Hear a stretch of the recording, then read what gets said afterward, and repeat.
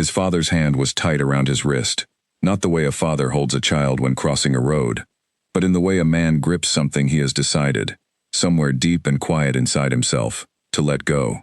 Elias felt every calloused finger, every dry crack in that palm. He said nothing. He was 9 years old, and 9 years had taught him that some things do not change, simply because you speak about them. He walked beside his father, and kept his eyes on the sky.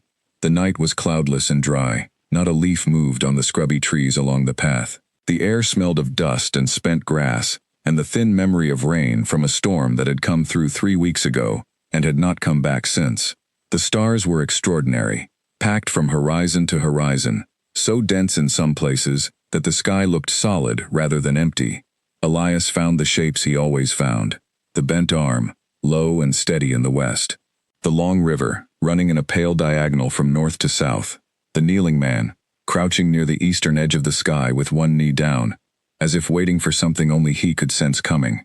Elias traced each shape, and held them in his eyes, the way you hold familiar things, when everything around you is shifting under your feet. He did not ask his father where they were going. He already knew. The property his family lived on was 3 small fields, and a stone house, and a well, and a pen for animals, all set against the base of a low rocky hill in the northern province. The house had 3 rooms and walls made from local stone that Gerald had repaired so many times over the years that some sections of it were 15 years older than others, patched and repatched, until the whole structure told the story of every difficult season the family had survived. The house was always full. It was full of voices and cooking smells and arguments and laughter, and the particular warmth of 7 children living in close quarters. It was never quiet, except when their father wanted it to be. When Gerald spoke, every voice stopped. Gerald was a large, quiet man, with hands that looked like they had been made for work rather than grown. He had farmed the same land for more than 20 years, with the kind of patient, daily effort that leaves no room for self-pity or long explanations. He talked about soil conditions and water levels and the repairs that needed doing, not about himself, not about how things felt. He carried his worries in the same place he carried everything, privately, silently, in the wide stillness behind his eyes, and the weight of them only showed in how slowly he moved when the seasons were bad. Nora, his wife, was his opposite in nearly every way. She was the warmth and the noise of the house, the cook and the storyteller, and the one the children brought their problems to, because she actually answered them.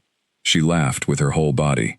She managed money with precision, and managed her children with a mix of love and firmness that made the house run the way a good wheel runs, smooth, steady, without anyone having to think too much about it. Between the two of them, they had made a life that was never easy and never dishonest. The 7 children were everything that 2 people who work hard and love each other can produce, which is a complicated mix. Felix, the oldest at 17, had his mother's confidence and his father's build, and he talked about the future with the easy certainty of someone who fully expected one. Ruth, 15, was the responsible one, the one Nora trusted with the important errands, the one who kept track of which sibling owed which chore, and collected on the debt without drama. Edmund, 13, was loud and cheerful, and always at the center of whatever was happening, useful mostly as a source of energy, and occasionally as a distraction. Oliver, 11, had developed a talent for appearing occupied that allowed him to avoid a remarkable percentage of the work that was available to be done. Clara and Bea were the twins, both 10, bonded in the tight and particular way that twins bond when they have never once been separated. They moved as a unit, spoke in half-sentences that only the other needed to finish, and had a private language of glances and small gestures that the rest of the family had long since stopped trying to interpret. And then there was Elias, 9 years old, the youngest, the smallest, the one who sat at the edge of things and said almost nothing, and noticed almost everything. Being the youngest in a large and loud family teaches a person things that cannot be taught in any other way. It teaches patience, because patience is not optional when you are last in line for everything. It teaches observation, because observation is the only power available to someone too small to push forward. It teaches you that the world has a great deal to say if you stop filling the silence with your own voice. Elias had learned all of these things young, not by deciding to learn them, but simply by being what he was.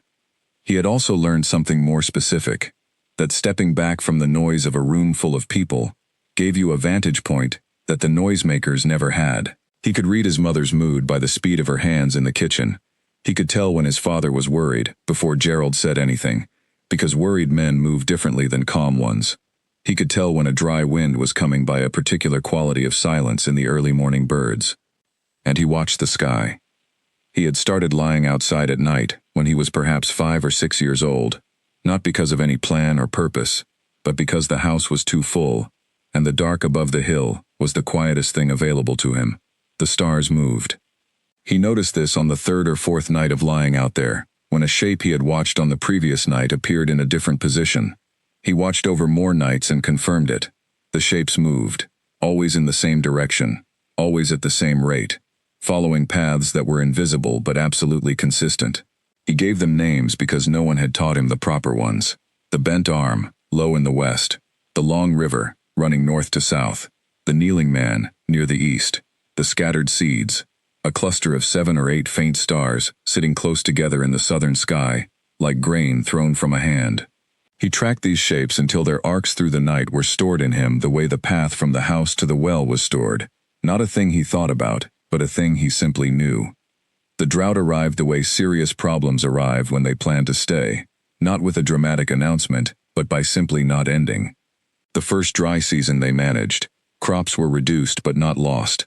Gerald tightened every budget he controlled, and borrowed carefully from a man named Cornelius, a landowner from the southern province who had a large estate, and a reputation for patience that was well-founded, because patient men who lend money do well when they are patient in the right direction. The loan seemed manageable. The second dry season was harder. The harvest was barely enough to feed the family, nothing left to sell. Gerald made partial repayment to Cornelius and put everything else into survival. The third season the garden failed entirely.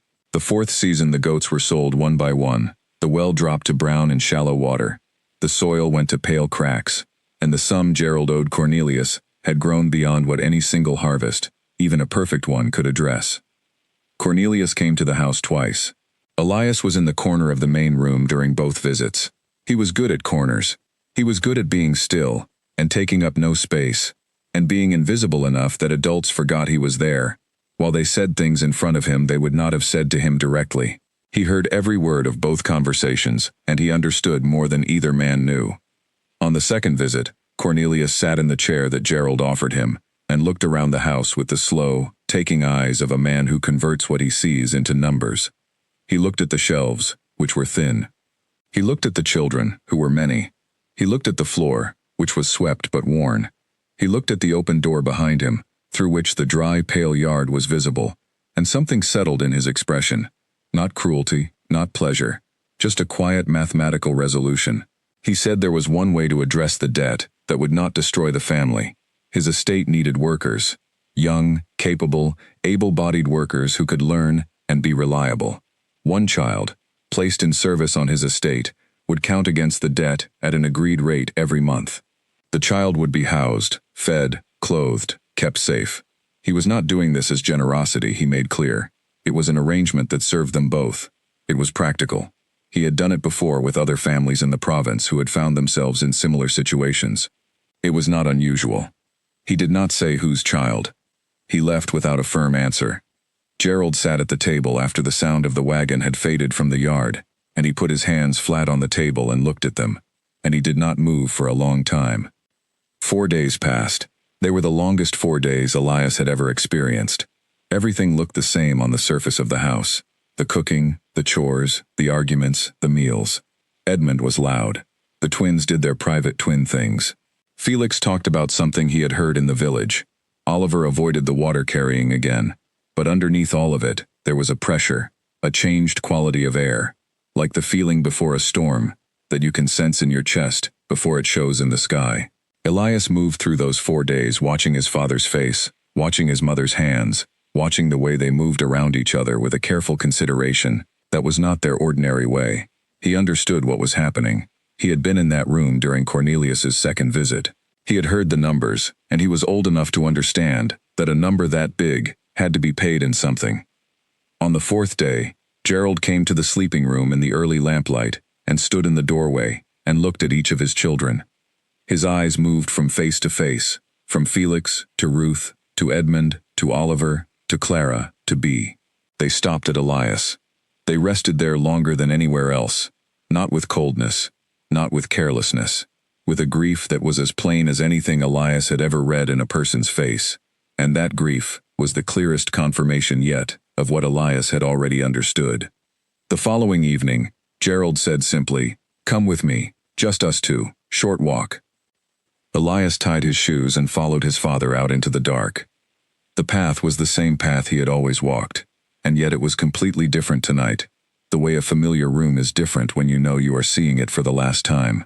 His father's hand found his wrist as they moved, and held it with that particular pressure, not pulling, just holding, and Elias kept his eyes on the sky, and memorized what he was seeing and feeling about this walk. The bent arm was in its place in the west. The long river ran its faithful diagonal. The kneeling man was beginning to rise slightly as the night deepened, which meant the hour was later than it appeared. He noted all of it. Something in him insisted on noting all of it, and he did not argue with that insistence, because he had learned by now that the parts of himself that insisted on things quietly were usually the parts worth listening to. At the junction where the property path met the wider road, a truck was waiting. Its engine was running low. Its headlights were off. One man sat behind the wheel. Another stood against the side of the truck, and when they saw Gerald and the boy coming down the path, both men straightened slightly. Gerald stopped at the edge of the road. He crouched down in front of his son, and held him by both shoulders, and looked at him in the faint light that spilled from the truck's running lamps. His face was the face of a man who has prepared what he needs to say, and found, at the moment of saying it, that preparation only goes so far. He said that Elias was going to Cornelius's estate. He said it carefully, with space between each piece of it. He said there would be food and a safe place to sleep, and people who would treat him fairly. He said Gerald himself was going to work hard every day to clear this debt and make things right. He said each sentence as if the sentences were steps in an argument he was making to himself, as much as to his son. He stopped when he had said all of it, and looked at Elias with eyes that were working very hard to hold steady. Elias looked at his father. He took in every word. He did not cry. He understood this completely. Not just the words, but the shape behind them, the truth that was too heavy to state plainly. He was going because he was the youngest and the quietest, and because losing the quietest one makes the least visible change in a loud house. And this thought did not make him angry at his father, because he could see that his father was already holding more than he could carry. Crying would have added to the weight of the man in front of him, and Elias did not have the heart for that. He nodded once, slowly. The man by the truck walked him over and helped him climb into the back. The truck bed was loaded with grain sacks, a wooden crate, and several rolls of heavy canvas. He found a space between two of the larger sacks and settled himself into it, his back against the wooden siding, his face turned toward the slats at the rear of the truck. Through those slats, in the first seconds after the truck began to move, he could see the road opening behind them, and his father, standing in the center of it, growing smaller. Gerald stood with his arms at his sides. He did not wave. He did not call out. He stood like a man who has made a decision and must now stand inside it, and he watched the truck carry his youngest child away until the road bent, and the dark and the dust took the truck from his view entirely. Elias watched his father until he could not. Then he turned his face upward. The sky through the slats was the same sky it had always been. The bent arm, unmoved. The long river, running its diagonal. The kneeling man, exactly where he should be at this hour of the night. They were all there, reliable and indifferent, and absolutely steady, and something in Elias's chest settled when he found them, the way a compass settles when it finds north. The truck turned. He tracked the turn, left onto a wider road heading south and slightly west. The sky shifted above the slats accordingly, the long river's angle changing against the wooden frame. The truck straightened and ran on the wider road for what felt like 2 hours without another turn, and he watched the stars move through the narrow frame of the slats, tracking their arcs, noting their progress, calculating direction the way his body had taught his mind to do without needing to be asked. He did not know what he was building. He knew he was building something. The truck turned right onto a road where the surface changed from packed dirt to something harder, and the sound under the wheels changed accordingly. Left again much later, onto a road that climbed a long, slow grade. He counted the time of the climb. He noted the plateau at the top and the slow descent on the far side. He heard, in the 5th hour, the distant presence of a larger road somewhere to the east, traffic sounds, the low hum of engines, a world moving at a different speed. He heard a dry stream bed they crossed over without stopping, the hollow sound of the bridge planks under the truck's weight. 6 hours. He did not sleep. He watched the sky every minute of those 6 hours, and stored what it told him, with the same wordless care he had always stored it. They arrived before dawn. The estate came out of the dark as a series of large shapes, long stone buildings, a wide courtyard, pens, a gate that swung open at their approach and was pulled shut behind them once the truck had passed through.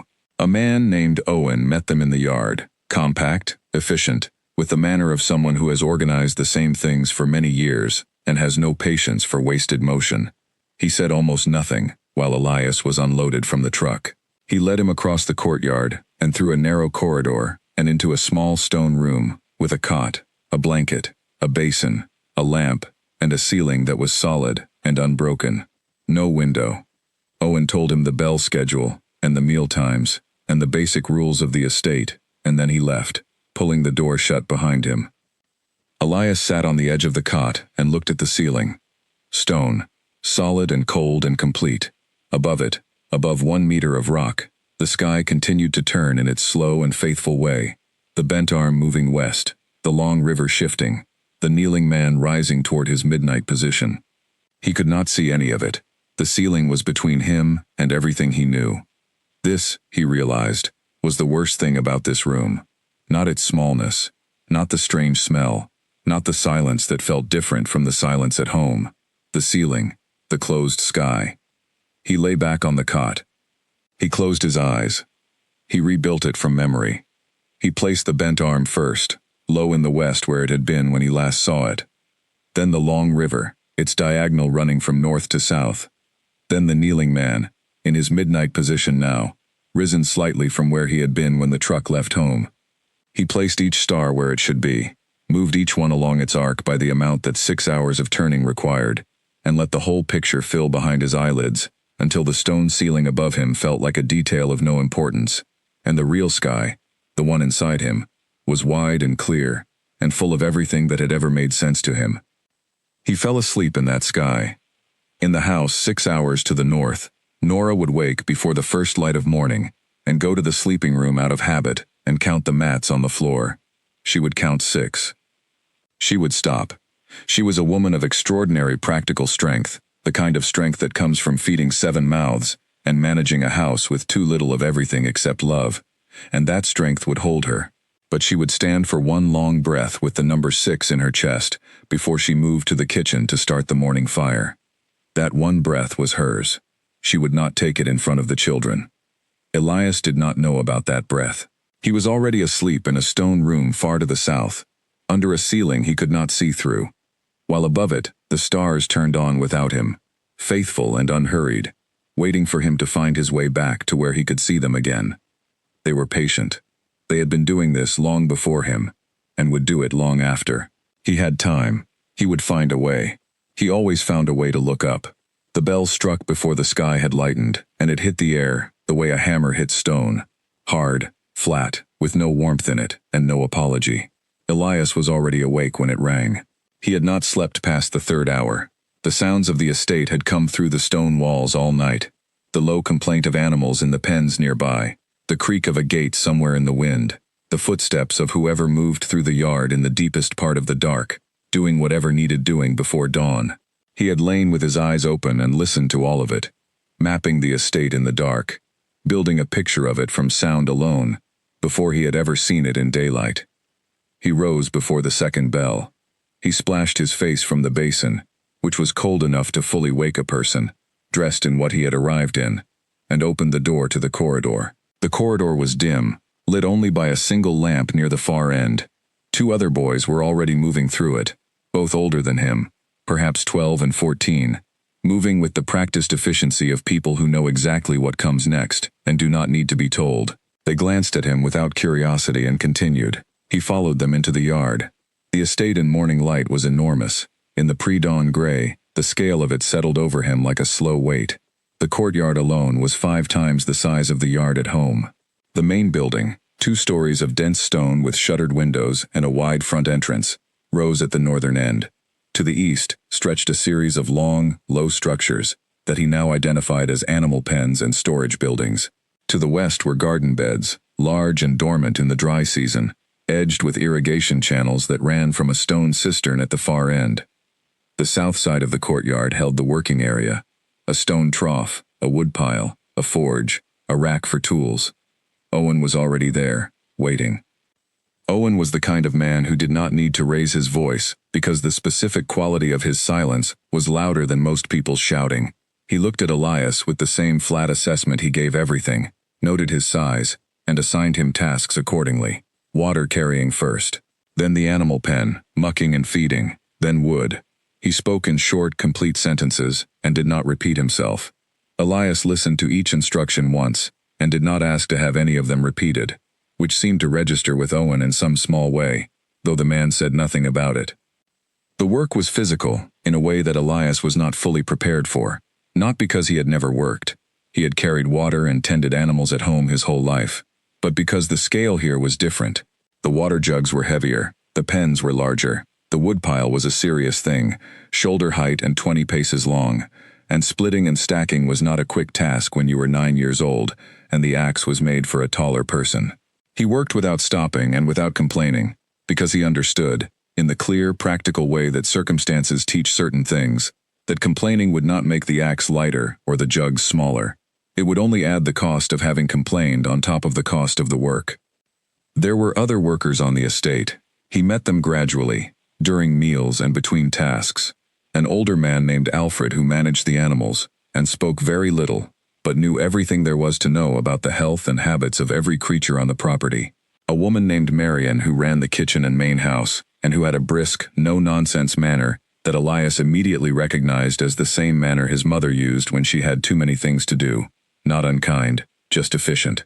3 other young workers in addition to himself, Walter, who was 14 and had been on the estate for 2 years, and the younger 2 who had passed him in the corridor that morning, Clarence and George, 12 and 11 respectively. These 3 had already formed their own working rhythm, and they watched Elias in the first days with the careful assessment that people in established groups give new arrivals. Walter was the first to speak to him with more than one sentence.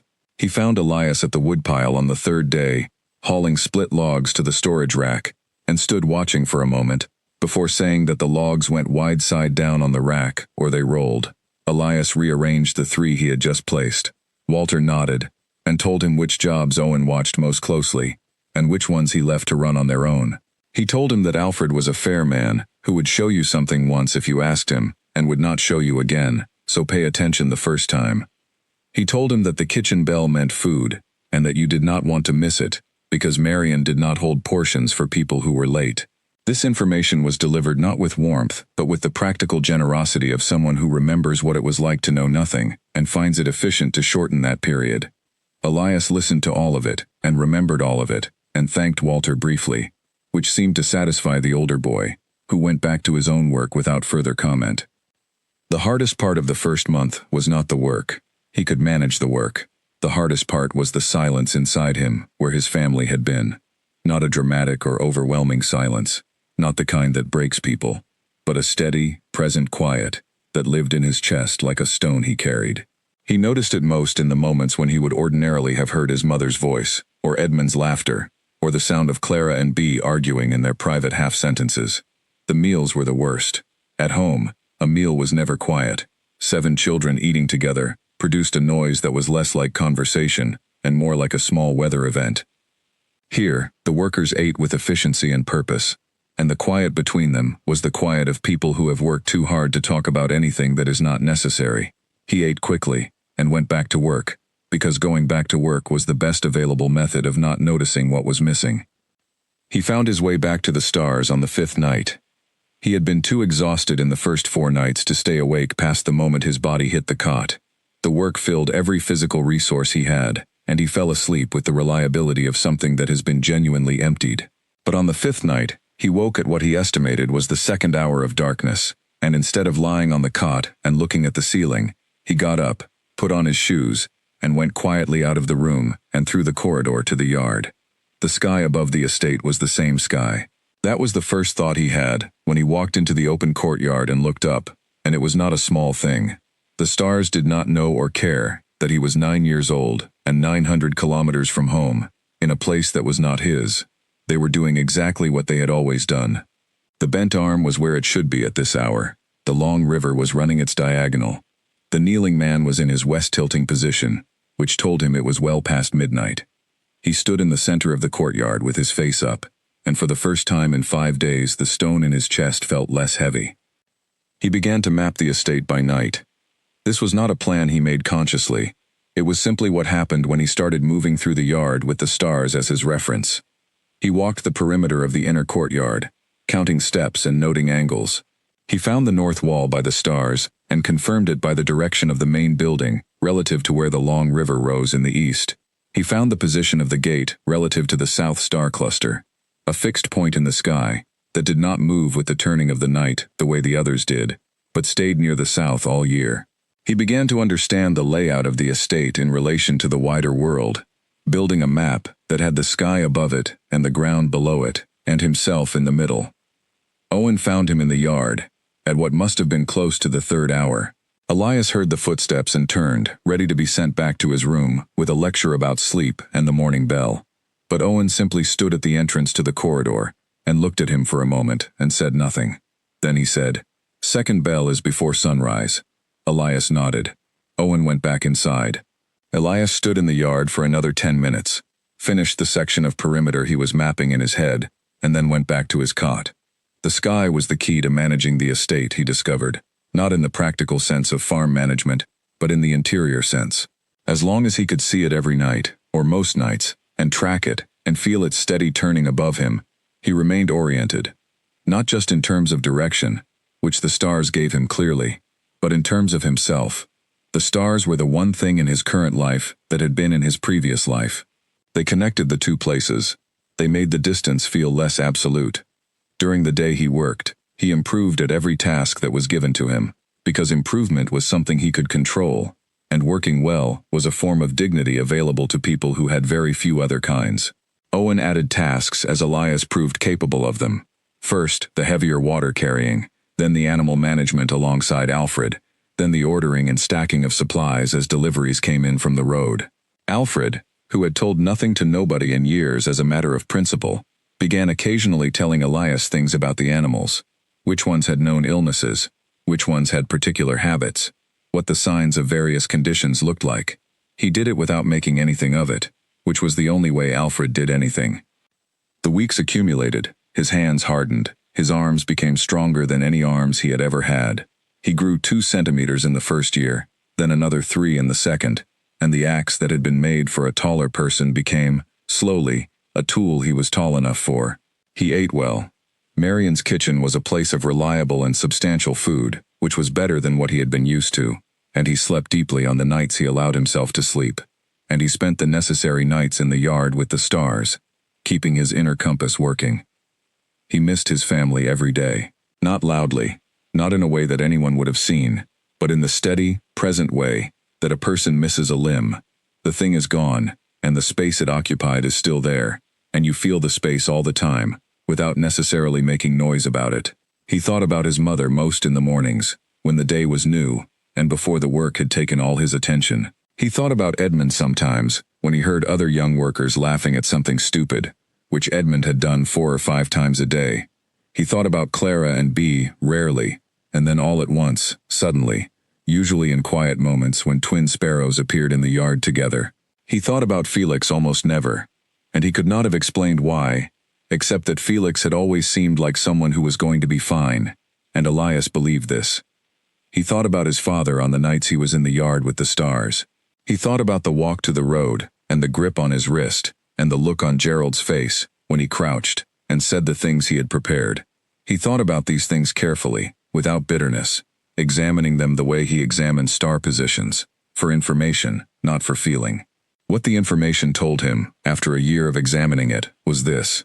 His family had been broken by forces that were too large for them, and the breaking had scattered them, and he was one of the scattered pieces, and the only question that mattered going forward was what he was going to do about that. He began, quietly and without telling anyone, to think about that question. He thought about it at night in the yard.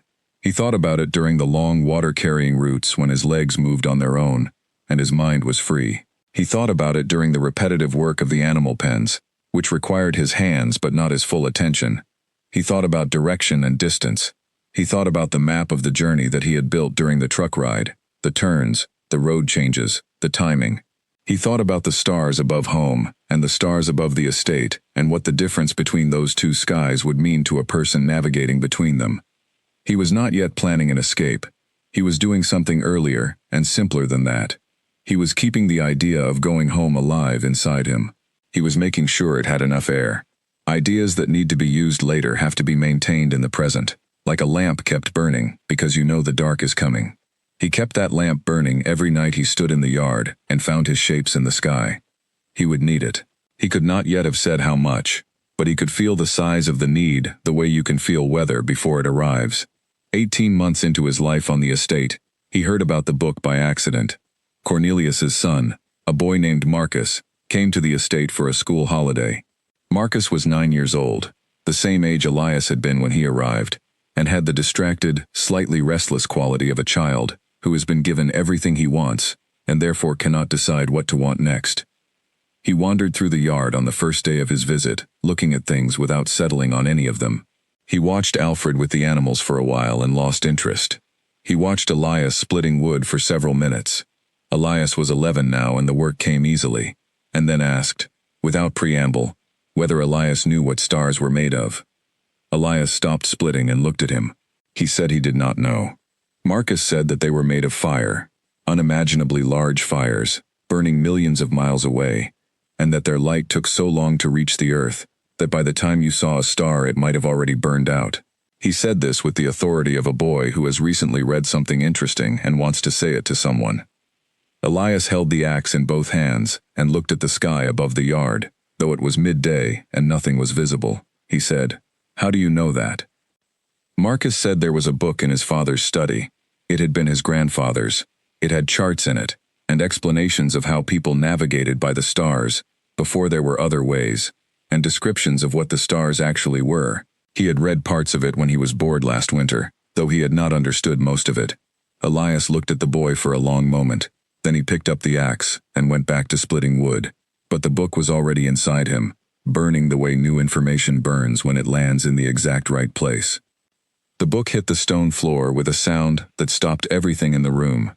Elias went absolutely still. He was in Cornelius's study because Owen had sent him to polish the brass lamp fittings, a task reserved for workers who could be trusted not to break things, which Owen had recently decided included Elias. He had been working along the shelf near the window, careful and quiet, his cloth moving methodically over each fitting, when his elbow caught the edge of a volume that had been leaning rather than standing, and it fell. The sound it made was flat and enormous in the stone-walled room. He stared at it on the floor for one long second before he picked it up. He had already started to replace it on the shelf when he saw the page it had fallen open to. Stars. A chart of stars, dense and precise, printed on pale paper in lines so fine they looked like they had been drawn with a single hair.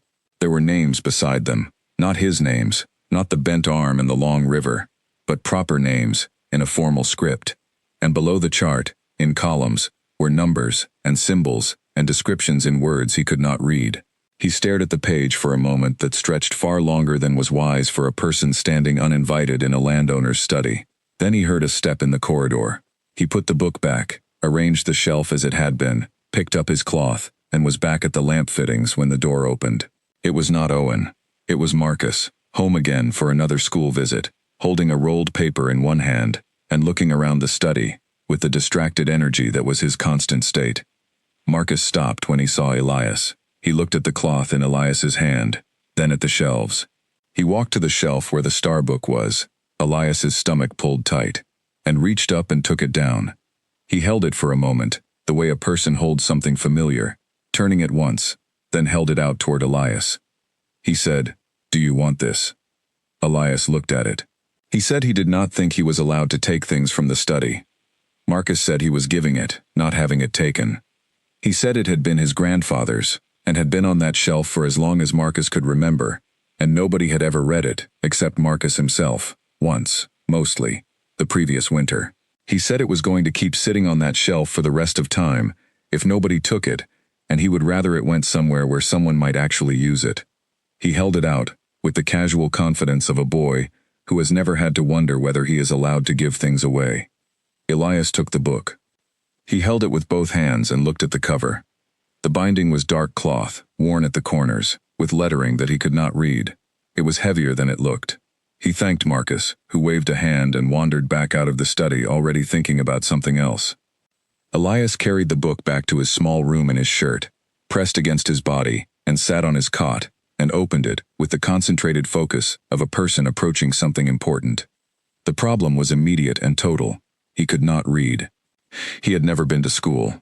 The family had not had the money for it, and in any case the nearest school was 2 hours of walking from the house, which was 2 hours that Gerald needed him for work. He knew numbers. He could add and subtract and had a practical understanding of quantities and weights. But letters on a page were not something he had ever been taught, and the pages of the book in his hands were covered with them. Dense paragraphs, labels on charts, descriptions below diagrams. He could see that the information was there. He could not get to it. He sat with this problem for a long time. Then he turned to the charts. The charts he could understand without reading.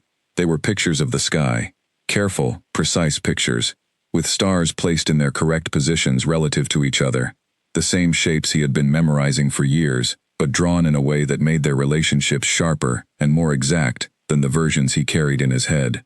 He found the bent arm immediately. It was called something else on the chart, a label he could not read, but the shape was unmistakable. He found the long river, the kneeling man, the scattered seeds.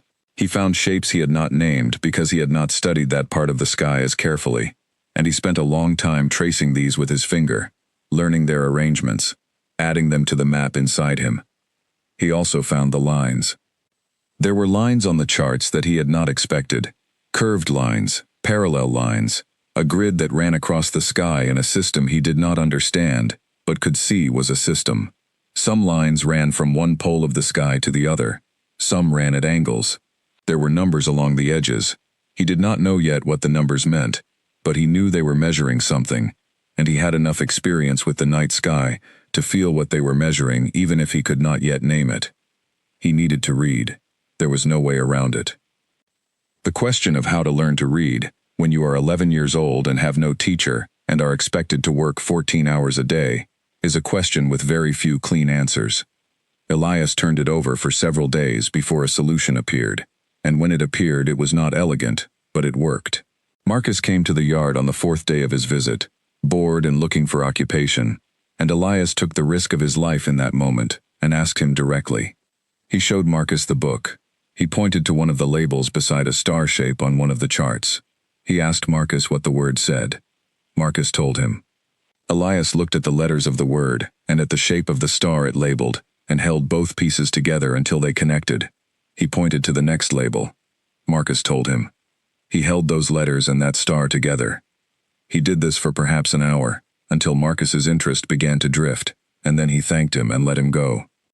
That night, in his room with the lamp turned low, he opened the book to the first chart he had worked through with Marcus, and went over every word they had covered, tracing the letters with his finger, speaking them aloud under his breath in the quiet of the stone room. He tested himself. He covered the labels with his hand and named each star from memory, then uncovered and checked. He matched letters to sounds. He began to see the way letters assembled into words, the way sounds stacked against each other. He did it for hours, until the lamp needed oil. The next day he found Marcus again and asked for more. Marcus, who had become genuinely interested in Elias by this point, in the way that children with everything are often interested in children with almost nothing, because the contrast is fascinating, gave him more without hesitation. They worked through another section of chart, another set of labels. Marcus also started reading him passages from the descriptive sections of the book, a few sentences at a time, while Elias followed the words with his eyes. This was slower and less efficient than the chart work, but it was teaching him how sentences were built, which was different from knowing individual words. Marcus stayed for 12 days. In those 12 days, Elias learned more than he had learned in his entire previous life. Not just the letters, though the letters were coming. He was beginning to sound out short words on his own by the end of the week. He learned things about the stars that rearranged everything he thought he understood. He learned that the points of light above him were not points but enormities, burning bodies of gas so vast that the earth itself would fit inside some of them without touching the edges. He learned that they were so far away that the light from them took years, sometimes centuries, to reach his eyes, and that what he saw when he looked up was therefore not the present, but the past. A message sent from a source that might no longer exist, still traveling toward him across a distance he had no word for. He learned that navigators had used these stars for thousands of years to cross oceans in wooden boats, by measuring angles and tracking movements, and understanding the patterns with enough precision to find a single island in a vast sea. He learned that the system of lines on the charts was a coordinate system, a grid that divided the whole sky into measurable positions, and that with this system, you could describe the location of any star so precisely that someone on the other side of the world could find it from your description. He held this information in himself and felt it change the size of things. The sky, which had always been large, became larger. The idea of navigation, which had been something he practiced out of instinct, became something with a name and a history and a set of tools. And the idea of home, which had always been a direction he could sense without being able to measure, became something he could work toward with a precision that he had not had before. Marcus left after 12 days, and with him went the easy source of reading instruction. But Elias did not stop. He continued to work through the book on his own, sounding out words with the foundation Marcus had given him, using the context of the charts and diagrams to help him guess at meanings when the words still defeated him. He traded small favors with Clarence, the 12-year-old, who had attended school for several years before coming to the estate. 2 years of Elias doing Clarence's least favorite task, which was cleaning the animal water troughs, in exchange for Clarence helping him with difficult words on weekend evenings. Clarence did not know what he was helping exactly. He thought Elias was simply curious. Elias did not correct this impression. By the end of his first full year with the book, he could read. Not fluently, not quickly, not without effort on harder passages, but he could read. He worked through the book from beginning to end, slowly and repeatedly. He read the chart descriptions and the navigational instructions and the explanations of star mechanics with the concentration of a person for whom every sentence is a tool.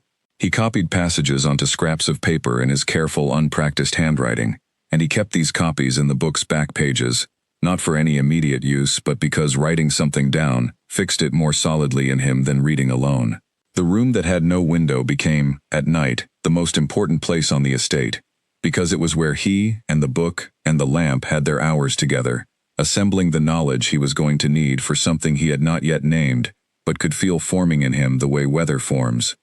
He began drawing his own star charts on the blank backs of the scrap paper that came into the kitchen wrapped around deliveries. He drew from memory at first, then corrected from the book, then began adding things the book did not have: distances, timing, the specific arcs of specific stars over specific seasons as they looked from the yard of the estate, which was different from how they looked in the book's charts because the book's charts were drawn from a different place. He added measurements. He had found the section of the book that explained how to estimate angles in the sky using your extended hand as a rough measuring tool. 1 finger width at arm's length equaled approximately 2 degrees. A spread hand equaled approximately 20. He had been practicing this for weeks and had calibrated his hand against the book's known measurements until his estimates were accurate to within a small margin. He was building a navigation system. He could not yet have said what he was going to navigate, exactly, or when, but he was building it the way a person builds a boat without a river to put it on yet, because the river is coming, and you will want to be ready. Owen noticed the change in him, or part of it. He noticed that Elias seemed more settled, more focused, more purposeful in his work. He said nothing about this, because Owen rarely said things that were not immediately necessary, but he began assigning Elias tasks that required sustained attention and careful judgment: inventory management, measuring and recording supplies, assessing the condition of equipment. These tasks came with access to paper and the scratching stick that Owen used for his own records, and Elias used both whenever Owen was not watching. Marcus came back for 3 more visits over the next 2 years, and each visit added to what Elias was building. Marcus had begun to like the exchange. He would arrive with questions. Elias would answer some of them and ask some of his own, and they would spend an afternoon going through the book together. the way two people go through something that interests them both, even if their reasons for the interest are different. Marcus was interested in the ideas themselves. He was a curious boy with a wide appetite for information. Elias was interested in the application. He was interested in what the information could do. By the time he was 12, he could name every major constellation visible from the northern and southern hemispheres. He knew their rising times, their seasonal appearances, their positions relative to north and south and east and west, at any hour of any season. He knew how to calculate direction from the angle of the moon's arc. He knew how to find north from the fixed point near the southern star. He knew how to use two stars together as a compass bearing. He knew how to estimate distance traveled from the rate of star movement and the known speed of walking. He knew the roads. He had mapped the journey from home to the estate in the truck 6 hours, on a route he had tracked turn by turn through the wooden slats. He had cross-referenced this with the star positions during the journey, and confirmed the approximate compass bearing for each leg of the route. He had drawn this on paper and kept it inside the back cover of the book, folded to the size of a playing card, and he looked at it sometimes in the lamp's light, and traced the route with his finger, and thought about the map from the other direction, not from home to here, but from here to home. The lamp in his chest burned steadily. It was not yet time. He knew this with the same quiet certainty with which he knew everything he knew about the sky. The time was not now, but it was closer than it had been a year ago, and the direction, at least, he had down cold. He was completely lost. The realization came over him gradually, in the way that serious realizations often arrive, not all at once, but building, with each step adding to the weight of it until the weight became undeniable. He had gone further from the estate than he meant to. He had followed a specific star arc to a point he had planned to test against his maps, and in the absorbing concentration of that test, he had walked further than he intended, and when he raised his head and looked around at the scrub and the dark shapes of low trees, he did not immediately know which direction he had come from. He stood still and made himself breathe evenly. He was 12 years old and it was 11 at night, and he was somewhere between 1 and 2 kilometers from the estate, in open land that had no roads or landmarks he could name. The lamp he had carried was burning low, because he had not planned to be out this long. He might have 2 hours of oil left. He was not cold, the air was dry and the night was mild, but he was alone in the dark with a failing lamp, and no path back to the only place that currently constituted home, and the sensible response to this was calm, because calm was the only useful thing available. He extinguished the lamp to save what oil remained, and let his eyes adjust to the dark. The stars came out in full force the moment the lamp was gone. It was astonishing, as it always was, how much the sky held when you stopped putting light between yourself and it. He found the fixed point near the south immediately, the one star that barely moved, that held its position close to south all through the year, that navigators had used for longer than books had existed. He turned himself until it was directly behind him. Now he was facing north. He confirmed this against the bent arm, which was in the north-northwest at this hour and slightly west of where it would be at north exactly, and he adjusted. He was facing north. The estate was south-southwest of where he had started. He had walked mostly east for perhaps an hour and a half. He had also curved somewhat south. He estimated his position relative to the estate with the care of someone who has been practicing this calculation for months, using the stars as fixed references and the walking time, and his known pace as the distance measure. He turned to face south-southwest. He began to walk. It took him 50 minutes. He walked through scrub that pulled at his trousers, across a section of dry stream bed he did not remember crossing on the way out, which meant he had curved further south than he thought, and up a low rise that he identified by the way the star angles changed relative to the horizon. When the stone walls of the estate's outer boundary appeared in the dark ahead of him, he felt something he could only describe as rightness. Not relief exactly. Relief is for emergencies, and he had not let this become an emergency. Just rightness, the satisfaction of a prediction confirmed. He went back to his room and updated his maps. This was the nature of his nights in those years, part learning, part testing, part building. The learning came from the book, which he had now read in its entirety 4 times, and could navigate the way he navigated the sky, by position and relationship rather than by rote. The testing came from nights like this one, going out into the land around the estate, and practicing what the book described, checking his calculations against his actual experience, correcting where the calculations and the experience disagreed. The building was the maps, a collection of them now, on scraps of paper, on the backs of delivery wrapping, on the smooth inner surface of dried bark that he had found worked well as a drawing surface. The maps showed the estate and its surroundings. They showed the direction and distance to the nearest town, which he had calculated from star positions and estimated from conversations he had overheard between workers who traveled there on supply runs. They showed the route of the truck journey from home, laid out in stages with compass bearings and estimated distances for each leg. He was building a picture of the world between here and home, filling it in piece by piece, the way a navigator fills in a chart, starting with what is known and extending outward from it with what can be calculated. He had begun to ask questions carefully, in the way that questions seem like ordinary conversation rather than research. He asked Alfred, over the course of many work sessions together, about the distances between settlements in the province. He asked Walter, who had made supply runs to the nearest town, about what the road was like and how long the journey took. He asked Marion, who received regular deliveries, about the general direction that the delivery wagons came from. None of these conversations were suspicious individually. Together, they were a map. He knew, by the time he was 13, that the estate was approximately 400 kilometers south-southwest of his family's land.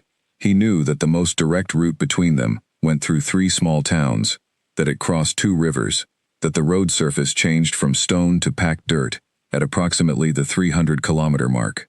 He knew this not from maps or books. The book he had did not contain road maps of the province, but from calculations, from overheard information, from the patient assembly of small pieces into a larger picture. He had been building this picture for over a year, and he had confidence in it.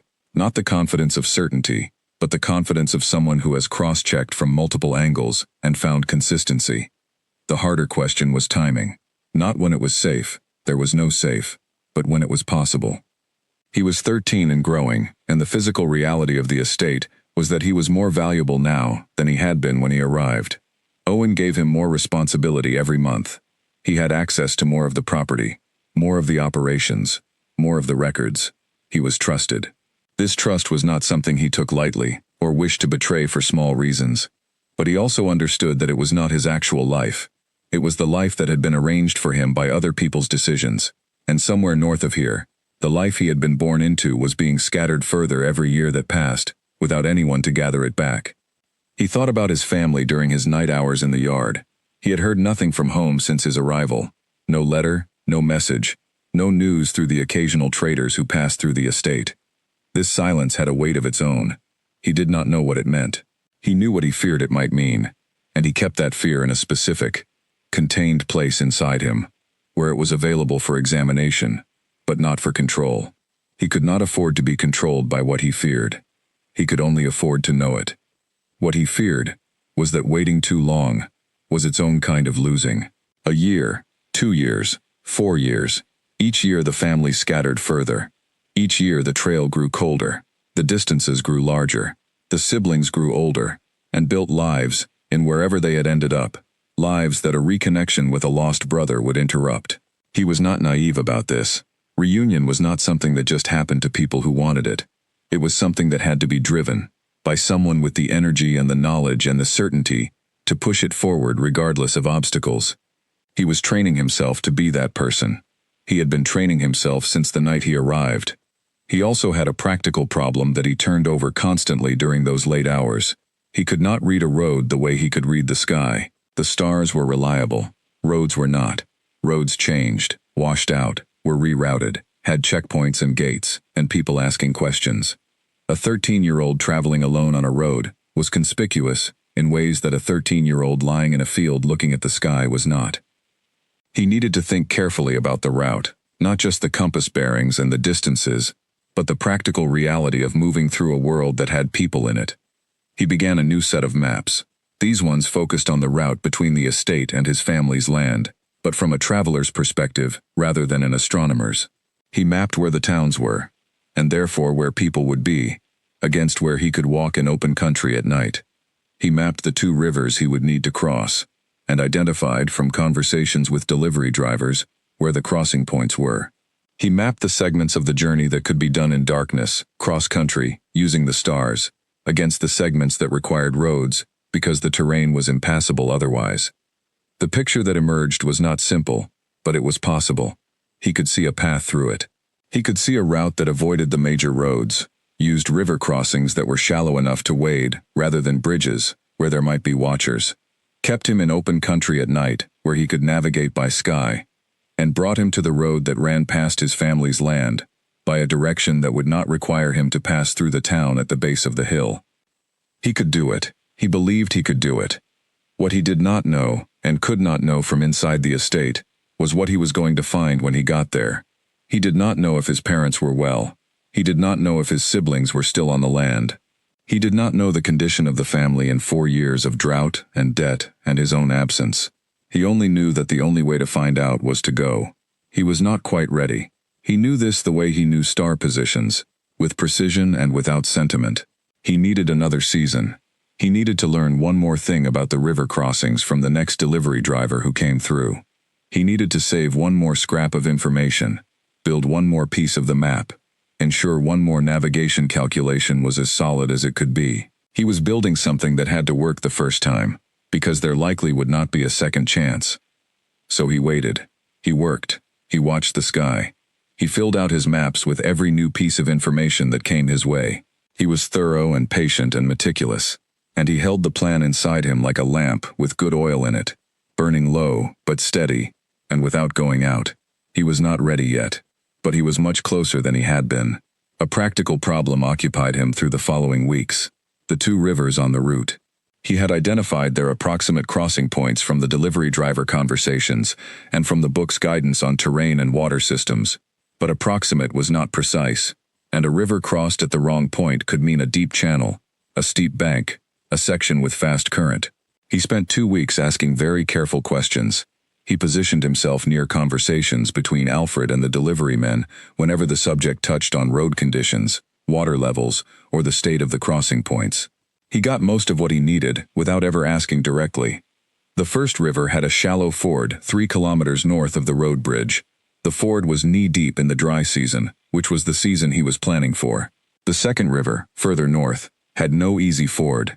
It was deeper and faster, but there was a ferry crossing run by a man in a small settlement on the near bank, and the ferry ran at sunrise and sunset, and cost a coin that Alfred had paid twice when delivering goods to the northern settlements.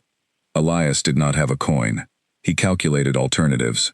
He found, from a combination of the book's river crossing guidance and the specific information Alfred had provided without knowing why it was being absorbed so carefully, that the river narrowed significantly 4 kilometers upstream of the ferry, where a section of large stones reduced the width to something that could be crossed on foot in the dry season. It would be cold and difficult, but possible. He added this to his maps and felt the route solidify. He also spent time, in those final weeks, thinking about what came after, not in a sentimental way. He was not a sentimental person, but in the practical way of someone who understands that arriving somewhere is not the same as achieving something. He was going to arrive in the North Province without money, without a home to return to, and without any certain knowledge of where any of his siblings actually were. He had approximate information. He had the names of towns and the general directions that Philip had described. He had Grace to the south of where the others were, and Oliver somewhere north, and the twins reportedly northeast, and Ruth east, and Edmund unknown, and Felix unknown. He had 6 people to find, in an area of approximately 3 provinces. He was one person, with maps and stars. He thought about the order. He thought about the route that would cover the most ground in the least time, that would not require him to retrace significant distances. He worked out that starting with the person furthest south and moving northeast, and then north, and then east, in a sweep, would minimize the total distance traveled, but only if each location was where Philip's information suggested it was. If any of them had moved, and people in unstable situations did move, the whole route would need adjusting. He accepted this uncertainty, the way he accepted all uncertainty, as a condition of the problem, rather than an argument against attempting it. You did not refuse to navigate because weather might change. You prepared for the most likely conditions, you stayed alert to changes, and you adjusted when they came. He had been doing this with the sky for years. He could do it with roads. The stars tracked their arcs above him every night, north and south and east and west. exactly where they always were, pointing every direction a person might need to go. He stood in the yard in the quiet hours, and looked up at all of it, and felt, with a clarity that had only grown with time, that the sky was teaching him, that it had always been teaching him, that the boy who lay outside on a dusty hill as a 5-year-old and watched the stars move had known something, even then, had known without words, that this was the most reliable thing available, that this was the thing to hold on to, when everything else was uncertain. He held on to it. He kept holding on. The time was coming. He could feel it the way he felt weather, not yet visible, but present, the way a season changes before the specific day you can name as the change. The trader's wagon came through the estate gate in a cloud of road dust, and before Elias understood why, his stomach dropped. He was in the yard stacking supply crates when it came in, an ordinary delivery wagon, arriving on its ordinary monthly schedule, 2 horses and a covered bed, and a driver named Philip who had been making the southern route for years, and was known on the estate as a reliable, reticent man who brought what he was supposed to bring, and did not linger. Elias had seen Philip perhaps 20 times over the years, and had spoken to him perhaps a dozen, brief exchanges over the unloading of crates, nothing significant. But this time, when the wagon stopped and Philip climbed down and turned to the yard, his eyes found Elias before they found Owen, and something in that look, just a flicker, a fraction of a second, told Elias that something was different this time. He kept stacking. He kept his face even and his movements steady, but he watched. Philip spoke with Owen for several minutes near the storage building. Their voices were low. Elias was 20 meters away and could not hear the words, but he could read the body language, the way Owen's posture changed slightly during Philip's account, the brief, considered pause before Owen spoke a response, the way Philip nodded once, in a manner that looked like confirmation rather than greeting. Then Owen looked across the yard. He looked directly at Elias. Owen walked over. He stood in front of Elias and looked at him with the flat, direct manner he used for everything, the manner that gave nothing away, because it was not built for giving things away. He said, "Philip has some news from the northern route." He said he thought Elias would want to hear it. He said it plainly, as if informing him of a task rather than anything else, and then he stood back and let Philip approach. Philip was a man who did not waste words. He looked at Elias with the slightly careful look of a person who is about to hand someone something heavy and is estimating whether they can hold it. He said, "I passed through your home province on the northern run." He said he had asked about the family, the name, the hill, because he had remembered, from their earliest conversations, that Elias was from there. He paused. He said both parents were gone. The mother first, in the 3rd year of the drought, from a fever that had gone unattended too long. The father the following year, from something slower that Philip had no name for, only that the man was gone. He said it plainly and quickly, the way people deliver difficult information when they have decided that speed is kinder than building toward it. Elias stood with the crate in his hands and did not move. Philip was not finished. He said the children had been scattered. The oldest boy, Felix, had gone to a city some time ago, direction unknown. The older girl, Ruth, had stayed with a relative in the province for a while, and then moved on, also direction unknown. The others, he had only fragments on. A report that 2 of the girls had gone to a textile house somewhere south, a boy at a relation's place in the east. The middle boy, he had no news of at all.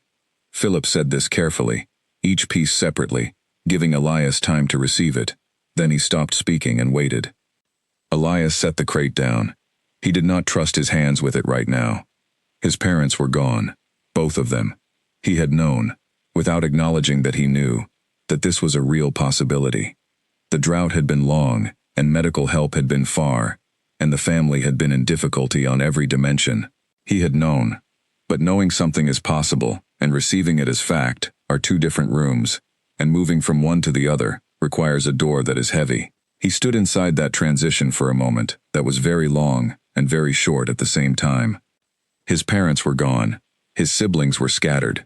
The family home, the house on the hill with the stone walls and the sleeping mats on the floor, and Nora's kitchen and Gerald's fence post, that was either empty or occupied by strangers, or something he did not want to imagine. The thing he had been navigating toward, the fixed point that had kept him oriented through every night on this estate, was gone.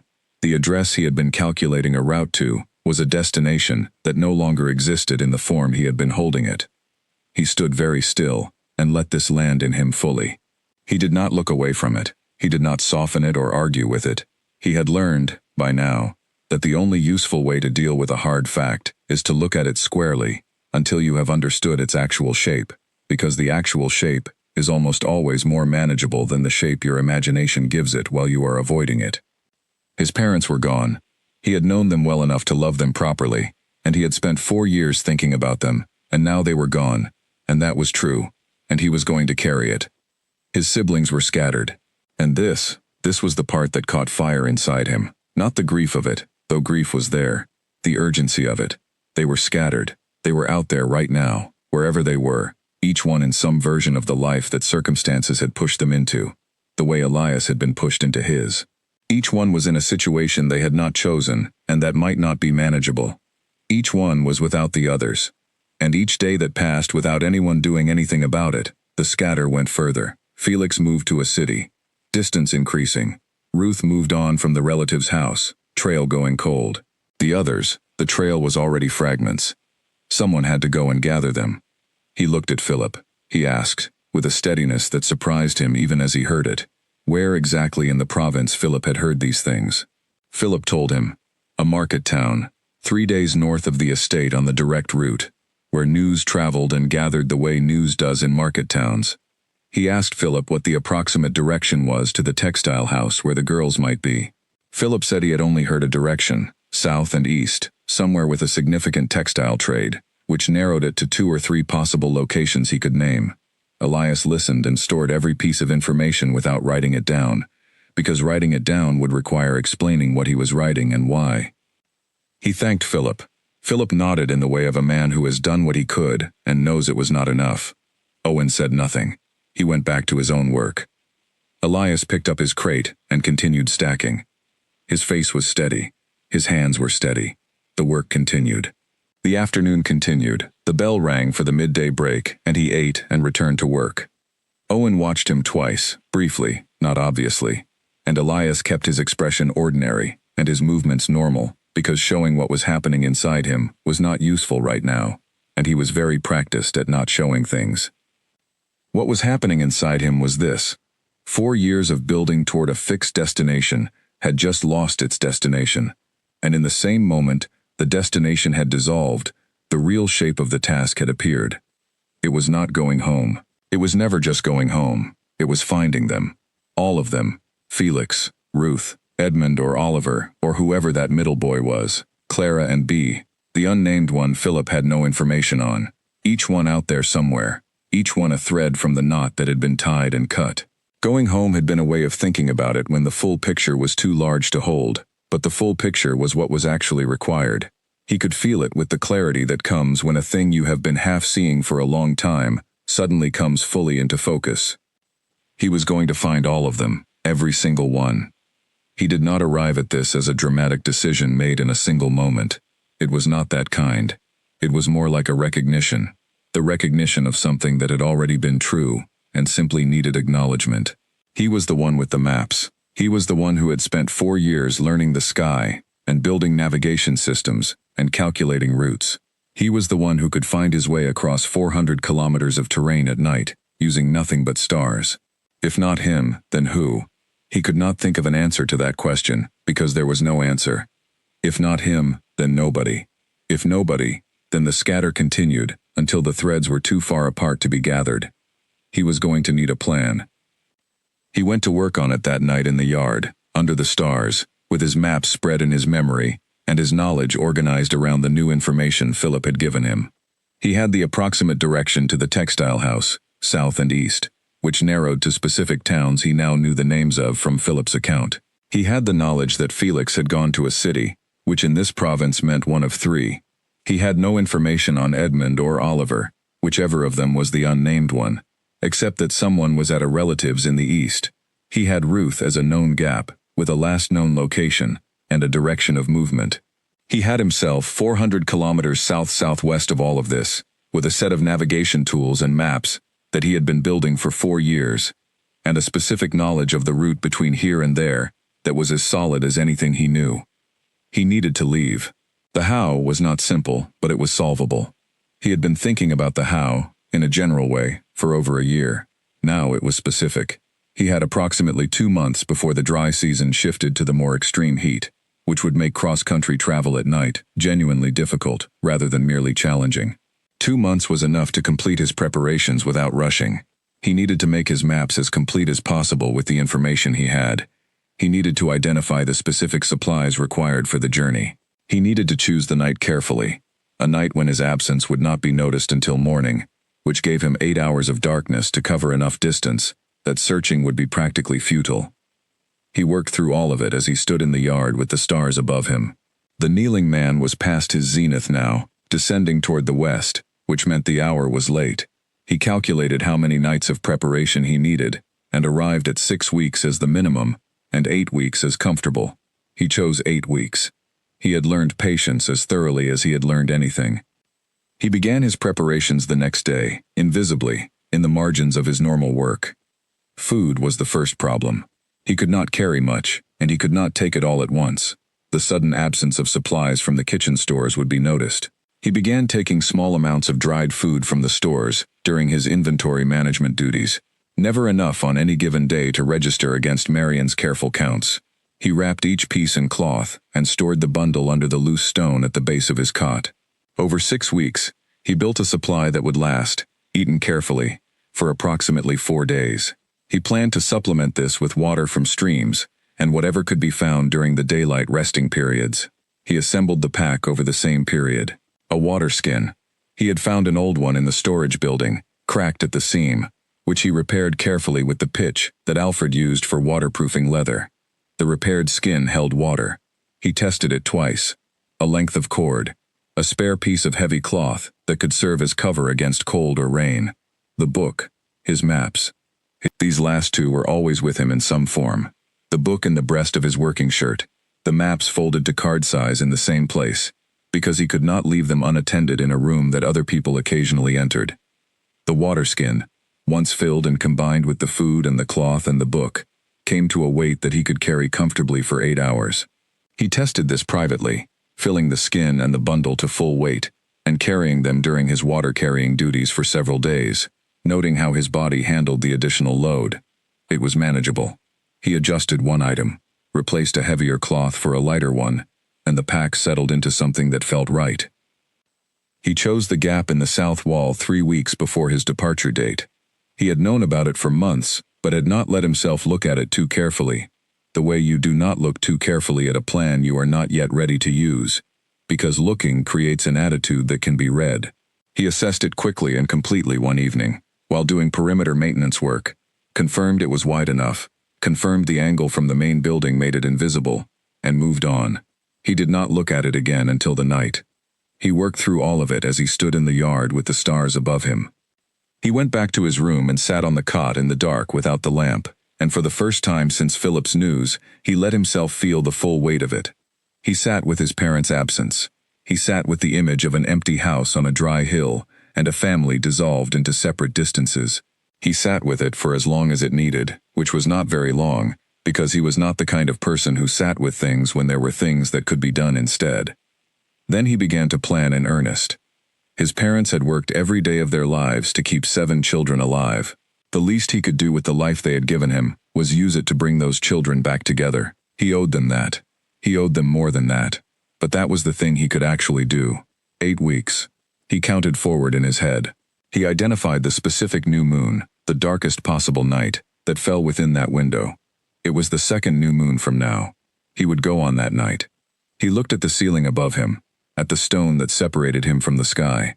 Through it, without being able to see them, he felt the stars turning. The bent arm, the long river, the kneeling man, the scattered seeds, still there, still pointing, in every direction a person might need to go. He was going to need every direction. He was going to need all of them.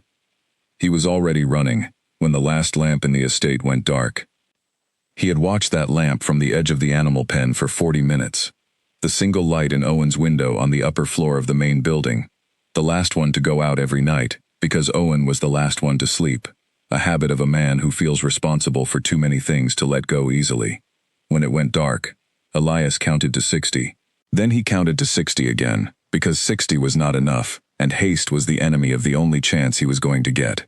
Then he moved. He crossed the inner courtyard at a walk, not a run, because running was the sound of someone trying not to be caught, and walking was the sound of someone going to the animal pens for a nighttime check, which was a legitimate thing that happened. He had the small pack he had assembled over 8 weeks, food wrapped in cloth, the book, his maps, a water skin filled that evening, a length of cord, a spare piece of cloth. The pack weighed less than a good day's worth of water carrying. He had designed it that way deliberately. He was going to be walking far and fast, and weight was the enemy of distance. He went through the inner gate, that was never locked, because Owen felt the outer gate was sufficient. He crossed the outer yard. He went through the gap in the outer wall's south corner, a gap that he had identified 6 weeks ago as a weakness in the perimeter, just wide enough for a person to pass sideways, invisible from the main building because of the angle of the storage shed between them. He had tested this twice in the previous 3 weeks, going through, walking 50 meters into the open land, and coming back, on nights when the moon was dark enough to make the exercise invisible from the estate. He knew exactly how it worked. He passed through the gap and walked south. The sky was huge and magnificent above him. The new moon had set hours ago, which meant the stars had no competition. He found the fixed southern point immediately and confirmed his bearing. He was heading south, but his actual route required him to turn southeast at the dry riverbed he had mapped from Philip's descriptions and from his own night walks. He walked steadily and silently through open scrub, his feet learning the ground as he went, his eyes going from the terrain ahead to the sky above in a rhythm that was completely natural by now. The bent arm was setting in the west, which told him the hour. The kneeling man was overhead and slightly south, which confirmed his direction. The scattered seeds were rising in the east, which would help him in the hours before dawn when he needed to orient on the eastern reference. He walked for 4 hours without stopping. In the 3rd hour, he crossed the dry riverbed. It was exactly where he had calculated it would be. A shallow cut in the flat land, 20 meters wide, the bottom sandy and easy to cross. He stopped on the far side long enough to drink from the water skin and eat a small piece of the dried food he had packed and look at the sky and confirm his position. The kneeling man had moved past his overhead position and was beginning to descend toward the northwest, which meant he had been walking for approximately 4 hours. The estate was perhaps 20 kilometers behind him. Walking through open country at night, with no roads and no path, he had covered less distance than a road would have given him, but he had covered it invisibly, which was worth more than distance. He made camp, if sitting against a large stone with a cloth over his legs could be called camp, for 2 hours before dawn, because the light was going to make him visible before he reached the first of the brush-covered low hills that would give him cover to continue through the day. He did not sleep. He sat with his back against the stone and watched the sky dim toward morning, and reviewed his maps in his head, and felt the enormity of what he was doing settle on him without crushing him. He was not afraid. This surprised him when he noticed it, but on reflection it made sense. He had been afraid, 4 years ago, of an unknown estate in an unknown province. That had been fear of something he had never seen. This, open country and stars and a clear direction, was something he had been preparing for. It was the test of everything he had built. He was about as prepared as a person could be, and that preparation was doing what good preparation always does. It was converting what might have been panic into focus. Dawn came pink and broad across the eastern horizon. He moved to the shelter of the low hills and walked through the morning in the partial shade of their east faces, moving only when the terrain gave him cover.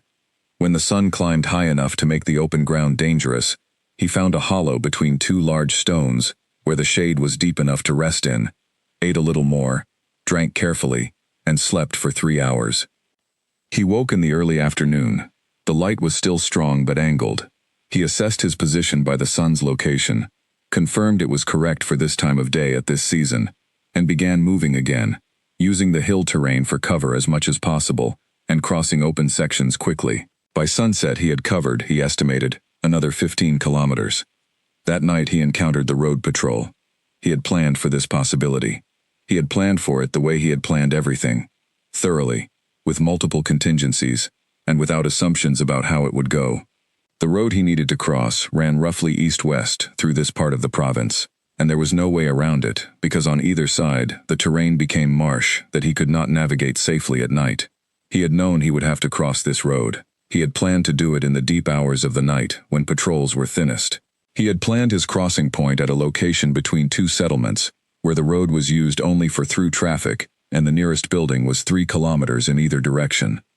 What he had not planned for was 2 men stopped in the road at exactly his crossing point, with a lantern and a cart with a broken wheel. He saw them before they saw him. He stopped 30 meters from the road, in the dark below the road's embankment, and watched.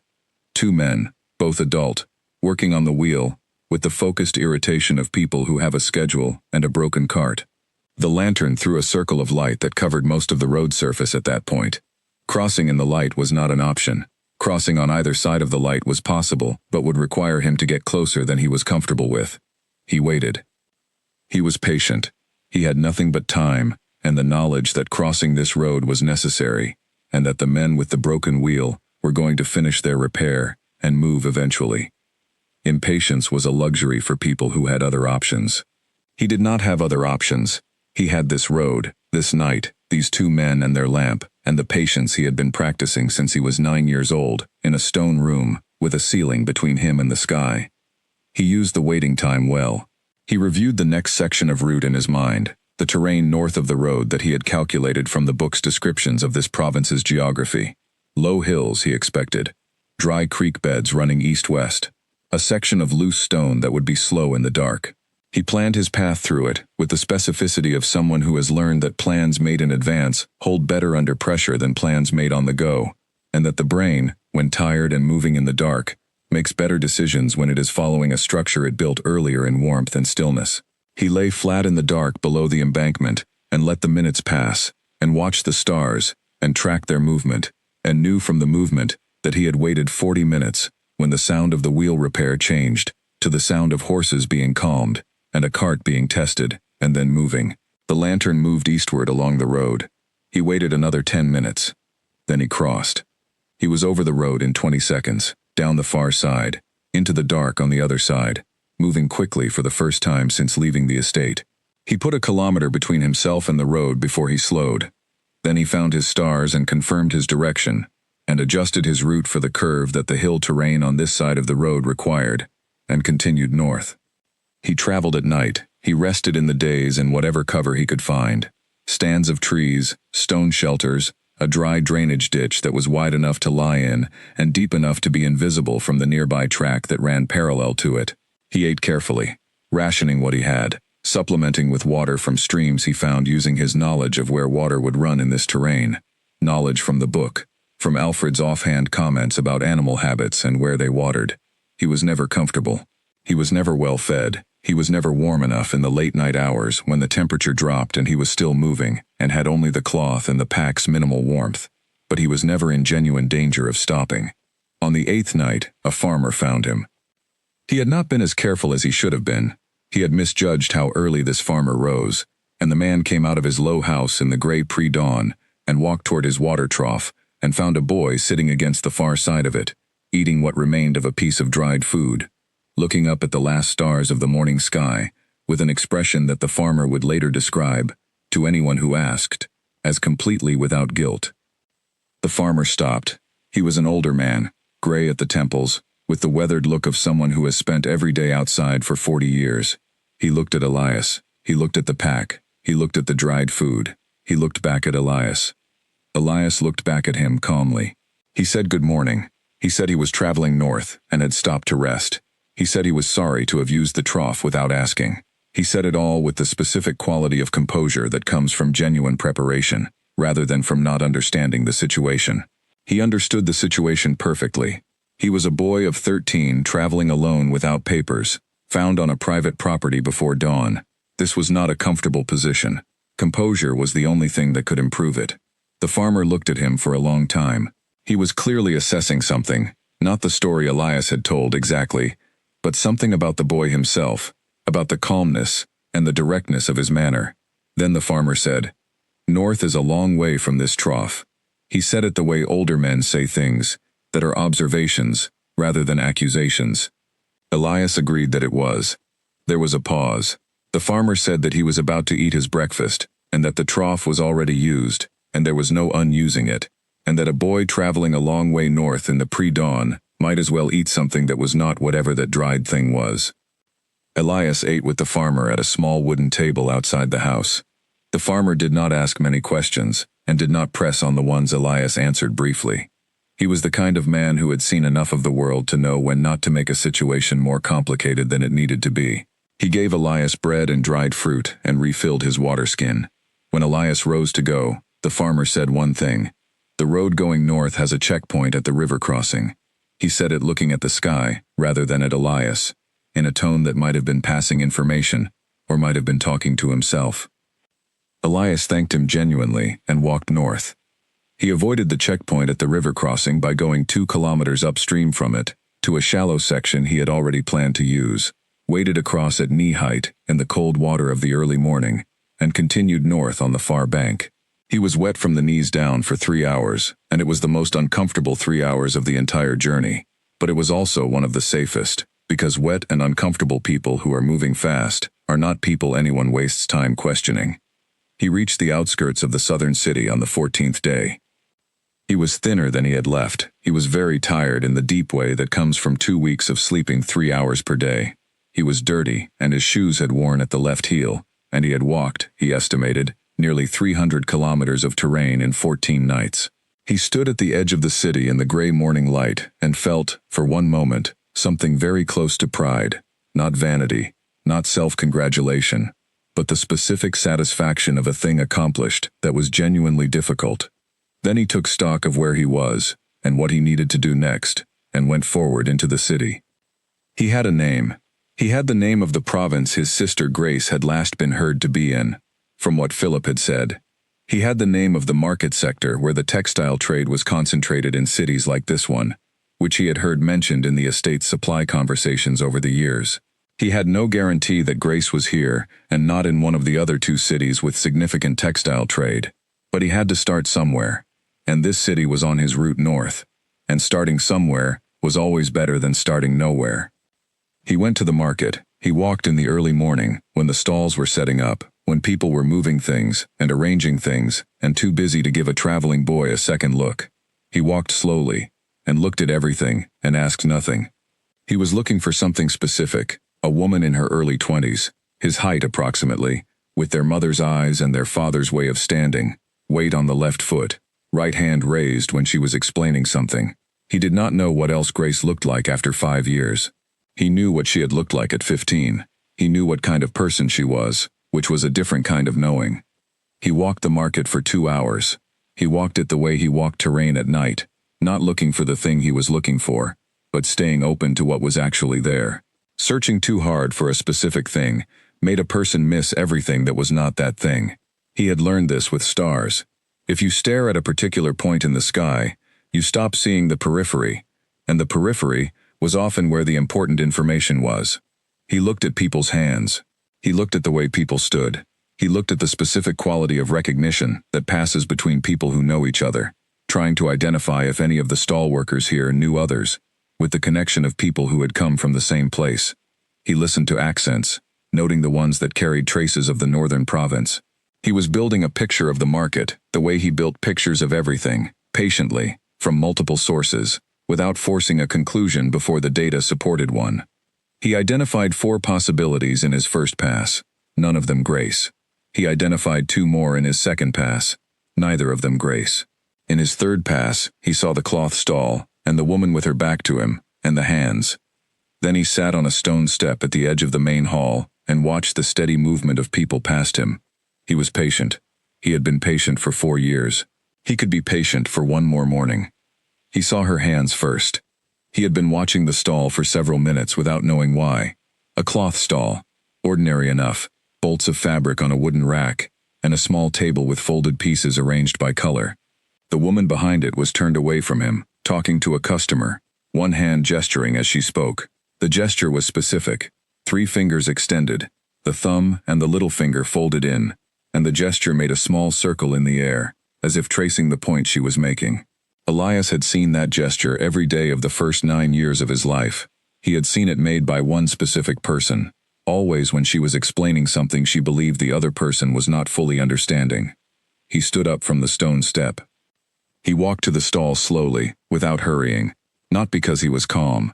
His heart was doing something fast and irregular that had nothing to do with calm, but because he understood that arriving at this wrong would be bad in a way he could not afford. He stopped at the edge of the stall and waited until the woman finished her conversation with the customer. She made a small gesture of conclusion, the three-fingered kind, and the customer nodded and moved away. Then the woman turned. She was 20 years old. She had their mother's eyes exactly. The same dark brown, the same quality of directness in them, the kind of eyes that look at a thing and see it as it actually is, rather than as they would prefer it to be. She had aged in the way that hard work ages people, which was not in the face so much as in the posture, a slight forward lean that was not there when she was 15. She had her hair pulled back, and she was wearing the practical, slightly worn clothes of someone who works every day and has one set of better things kept for occasions. She looked at Elias standing at the edge of her stall, and she looked at him fully, the way she had always looked at everything, and she registered him as a boy of about 13 or 14, traveling, slightly thin, with a pack and a worn left shoe, and she said, "What can I help you find?" He said her name. He said, "Grace." She stopped. She looked at him again. This time it was different. This time she was looking at something that her eyes were sending one message about, and her memory was sending another, and the two messages were so far apart that neither one was making full sense. She looked at the shape of his face, and she looked at his eyes, which were not their mother's eyes, which were their father's eyes, which she knew as well as she knew her own. She was very still for a moment that lasted a long time inside the moment. Then she said his name. She said it the way a person tests a word they have not said in a long time, carefully, as if the word might have become fragile. He said yes. He said it simply, and waited. She came out from behind the table. She stopped a step away from him and looked at him with the specific combination of disbelief and absolute certainty that was the only possible expression for this moment. She raised her hand and touched his face with 2 fingers, the way a person touches something they need to confirm is real. She said, "How are you here?" He told her he had walked. He said most of the truth in 3 sentences. He had been on an estate in the South Province. He had saved and planned. He had traveled at night using the stars to navigate. He left the details for later, because later was for details, and this moment was for something else. Grace did not cry immediately. She held the tears for a full minute, pressing her lips together, her hand still resting against his face. She was not someone who let things out without being sure she was ready. Then she stopped pressing and it all came out at once. A long, shaking breath, and then the kind of crying that has been saved up over years. The kind that is not grief alone, but grief mixed with relief, and relief mixed with something that has no word, which is the feeling of a wound that has been open so long you had forgotten what it was like when it was not. Elias stood very still and let her. When she was done, she straightened up and wiped her face with the practical efficiency of a woman who has things to do and is returning to them. She looked at him again, really looked, the full assessment, and then she turned and spoke to the woman at the neighboring stall, asking her to watch her things for a while. The woman agreed. Grace took Elias by the arm and walked him to the end of the market hall and out into a side street where there was a stone ledge to sit on and nobody else nearby. She told him everything she knew. She had been taken to a relative in the province when the parents died, an aunt on their mother's side, a woman of limited warmth and limited space, who had housed Grace out of obligation and let her find her own way as soon as she was old enough to be considered capable of it. Grace had found the textile market within 6 months of arriving in the city. She had always been good with fabric, and the market was a place where someone willing to work hard could build something from almost nothing. She had a small stall now. She had a room 2 streets away. She had a life that was hers. She told him about the others in the order that she knew them. Ruth, she believed, was in the east. She had received a message from Ruth through a trader the previous year. Nothing with an address, but with enough detail to suggest she was somewhere in the eastern province, working in some kind of domestic service. Edmund she had no information on, none at all. Oliver she had heard was with a relative further north. Clara and Bee she had heard.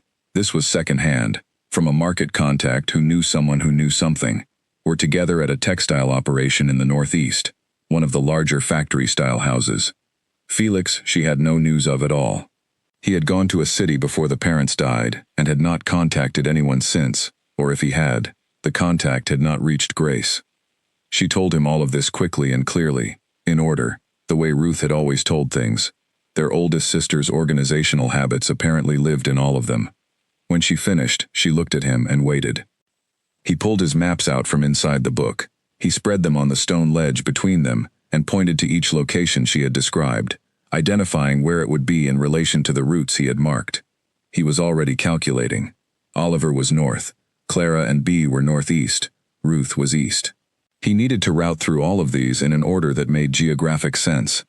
He traced possible sequences with his finger on the map, working through the logic quickly, and Grace watched him do this with an expression that shifted as the minutes passed from surprise to something closer to wonder. She said, "You came here because you knew where we were." He said he had not known where she was specifically. He had known approximately. He had navigated the rest. She looked at the maps. She looked at the star charts in the book. She looked at his face, and then at his worn-down shoes, and the pack that was thinner than it should have been after 2 weeks of travel. She said, "You walked here from the South Province to find us. You walked here alone." He said he had. She was quiet for a moment. Then she said something that he would think about for years afterward. She said, "Dad used to say you were the one nobody needed to worry about.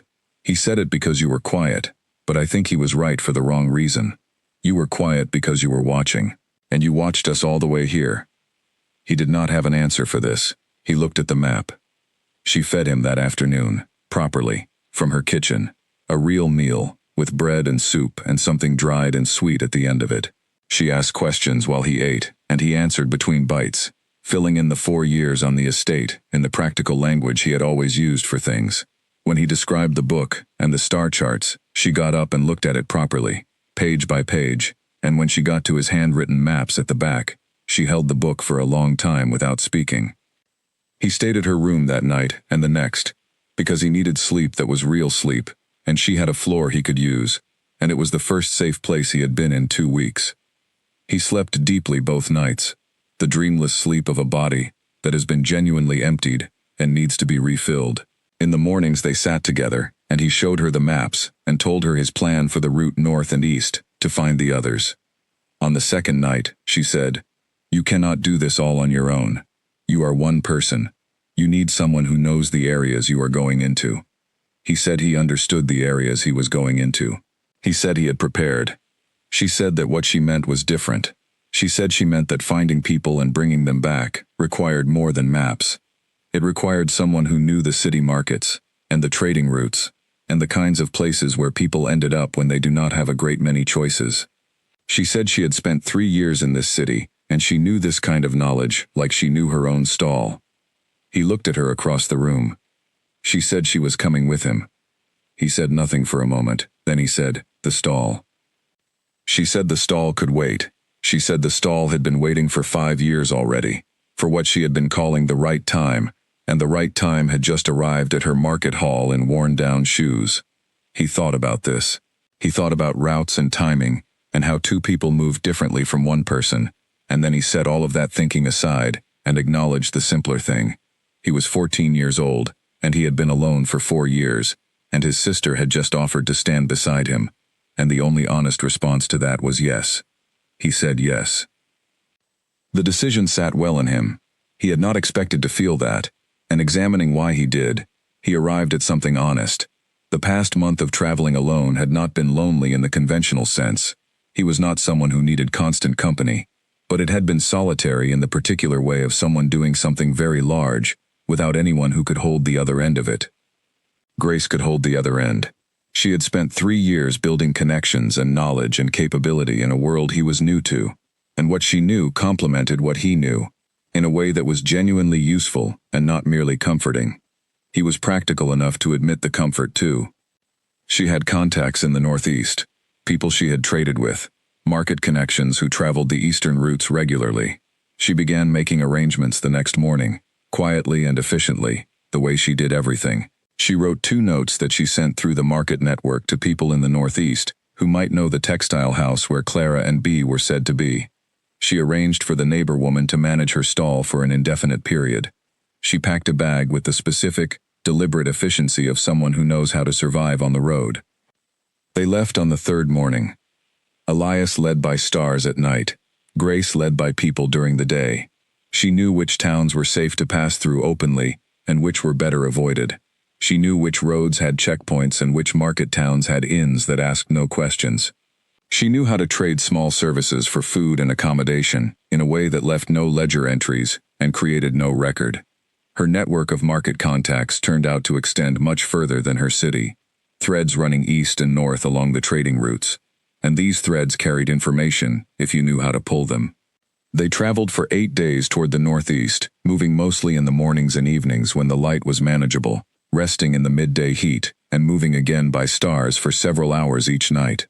Elias had not been this comfortable on a road since before the estate. Grace talked while they walked, not endlessly, not exhaustingly, but steadily, filling in the years that he had not been there for, telling him about Ruth and about the house in the final months before both parents were gone, about the way the family dissolved in stages rather than all at once, each piece separating before the whole structure finally fell.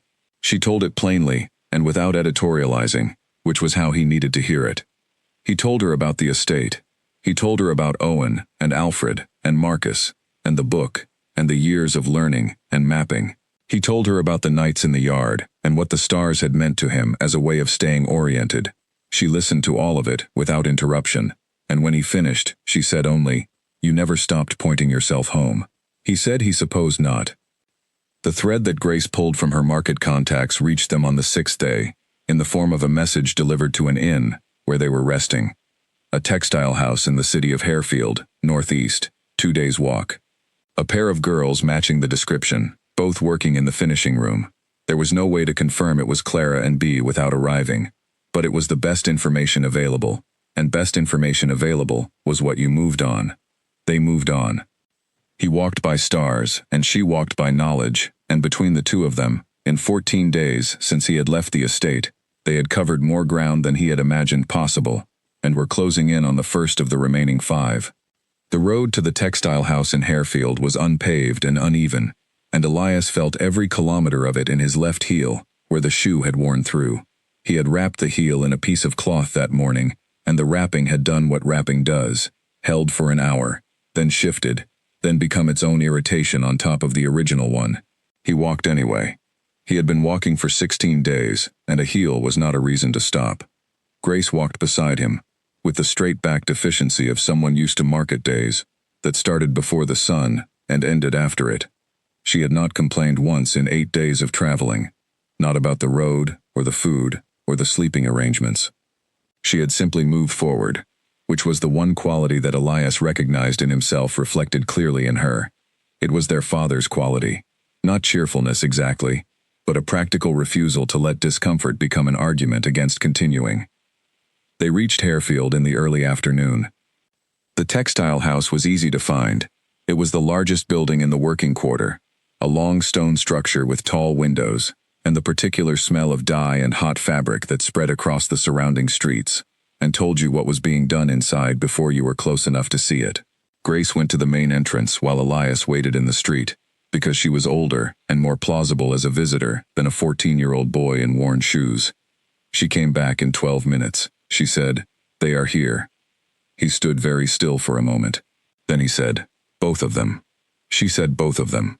She said she had spoken to the door manager and given names, and the door manager had gone inside and come back and said yes, both names, both on the finishing floor. They waited outside for 30 minutes. Grace had asked the door manager to let the girls know they had a visitor who would be waiting in the street. She did not want to walk into the building with him. The sight of Elias might need space around it, and a working floor did not have space. The door opened, and both of them came out at the same time. They were 15 now. They had grown in the way of girls who have worked hard for several years, taller than he expected, leaner, with their hair pulled up and their hands stained at the fingertips from the dye work. They came out into the street together, which was completely in character, and they stopped when they saw Grace, and Grace's expression was enough to tell them something significant was happening. Then they looked past her at the boy standing in the street behind her. Clara knew him first. B was 1 step behind.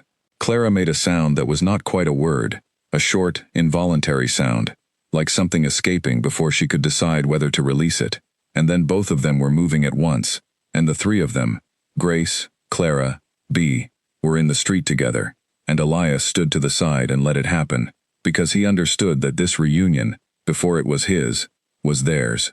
They had not seen each other in nearly 4 years. He stepped back and let the distance between them collapse. Then Clara turned to him.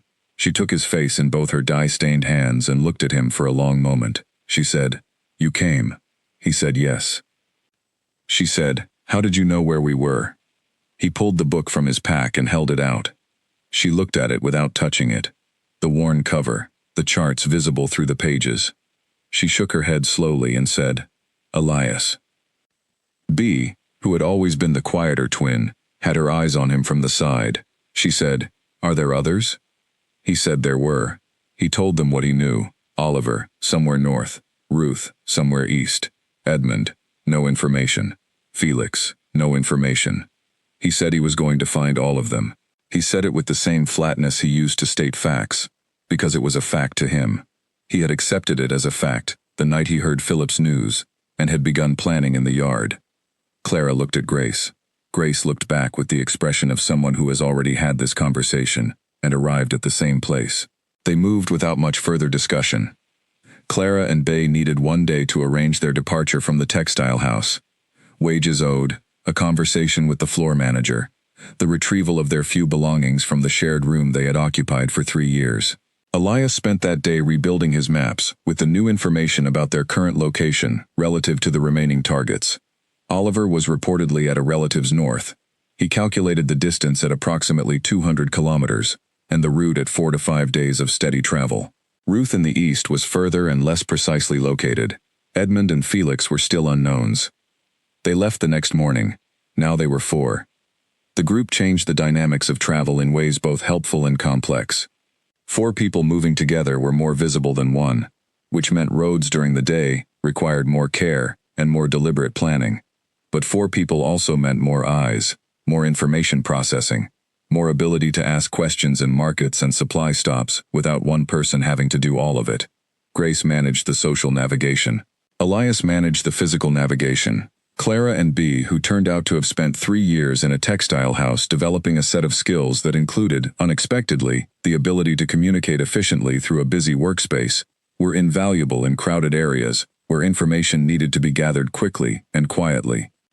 They found Oliver in a village 3 days north of Harefield, in a house that belonged to a distant cousin of their father's, a man named Arthur who had taken the boy in out of obligation and kept him on with the same rationale, feeding and housing him in exchange for farm work that Oliver did with rather more diligence than he had ever shown at home. He was 12 now, taller than Elias had expected, with their father's quiet manner and an expression, when they appeared in the yard, that cycled through disbelief, joy, and then an embarrassed sort of relief, as if he had been waiting for this but had stopped believing it would arrive. Oliver, characteristically, did not cry. He gripped Elias by both arms and held on for a moment, then stepped back and composed himself, and turned to Grace and Clara and B, with something very close to his old dry humor intact. He said, "It took 4 of you." Grace said it had taken 4 of them for him, specifically, yes. He laughed. The first real laugh Elias had heard from anyone in the family in 4 years. It felt like something returning that he had not realized he was missing quite so much until it came back. Arthur, the relative, asked no difficult questions. He was a practical man who could see clearly what was happening and chose to be useful rather than obstructive.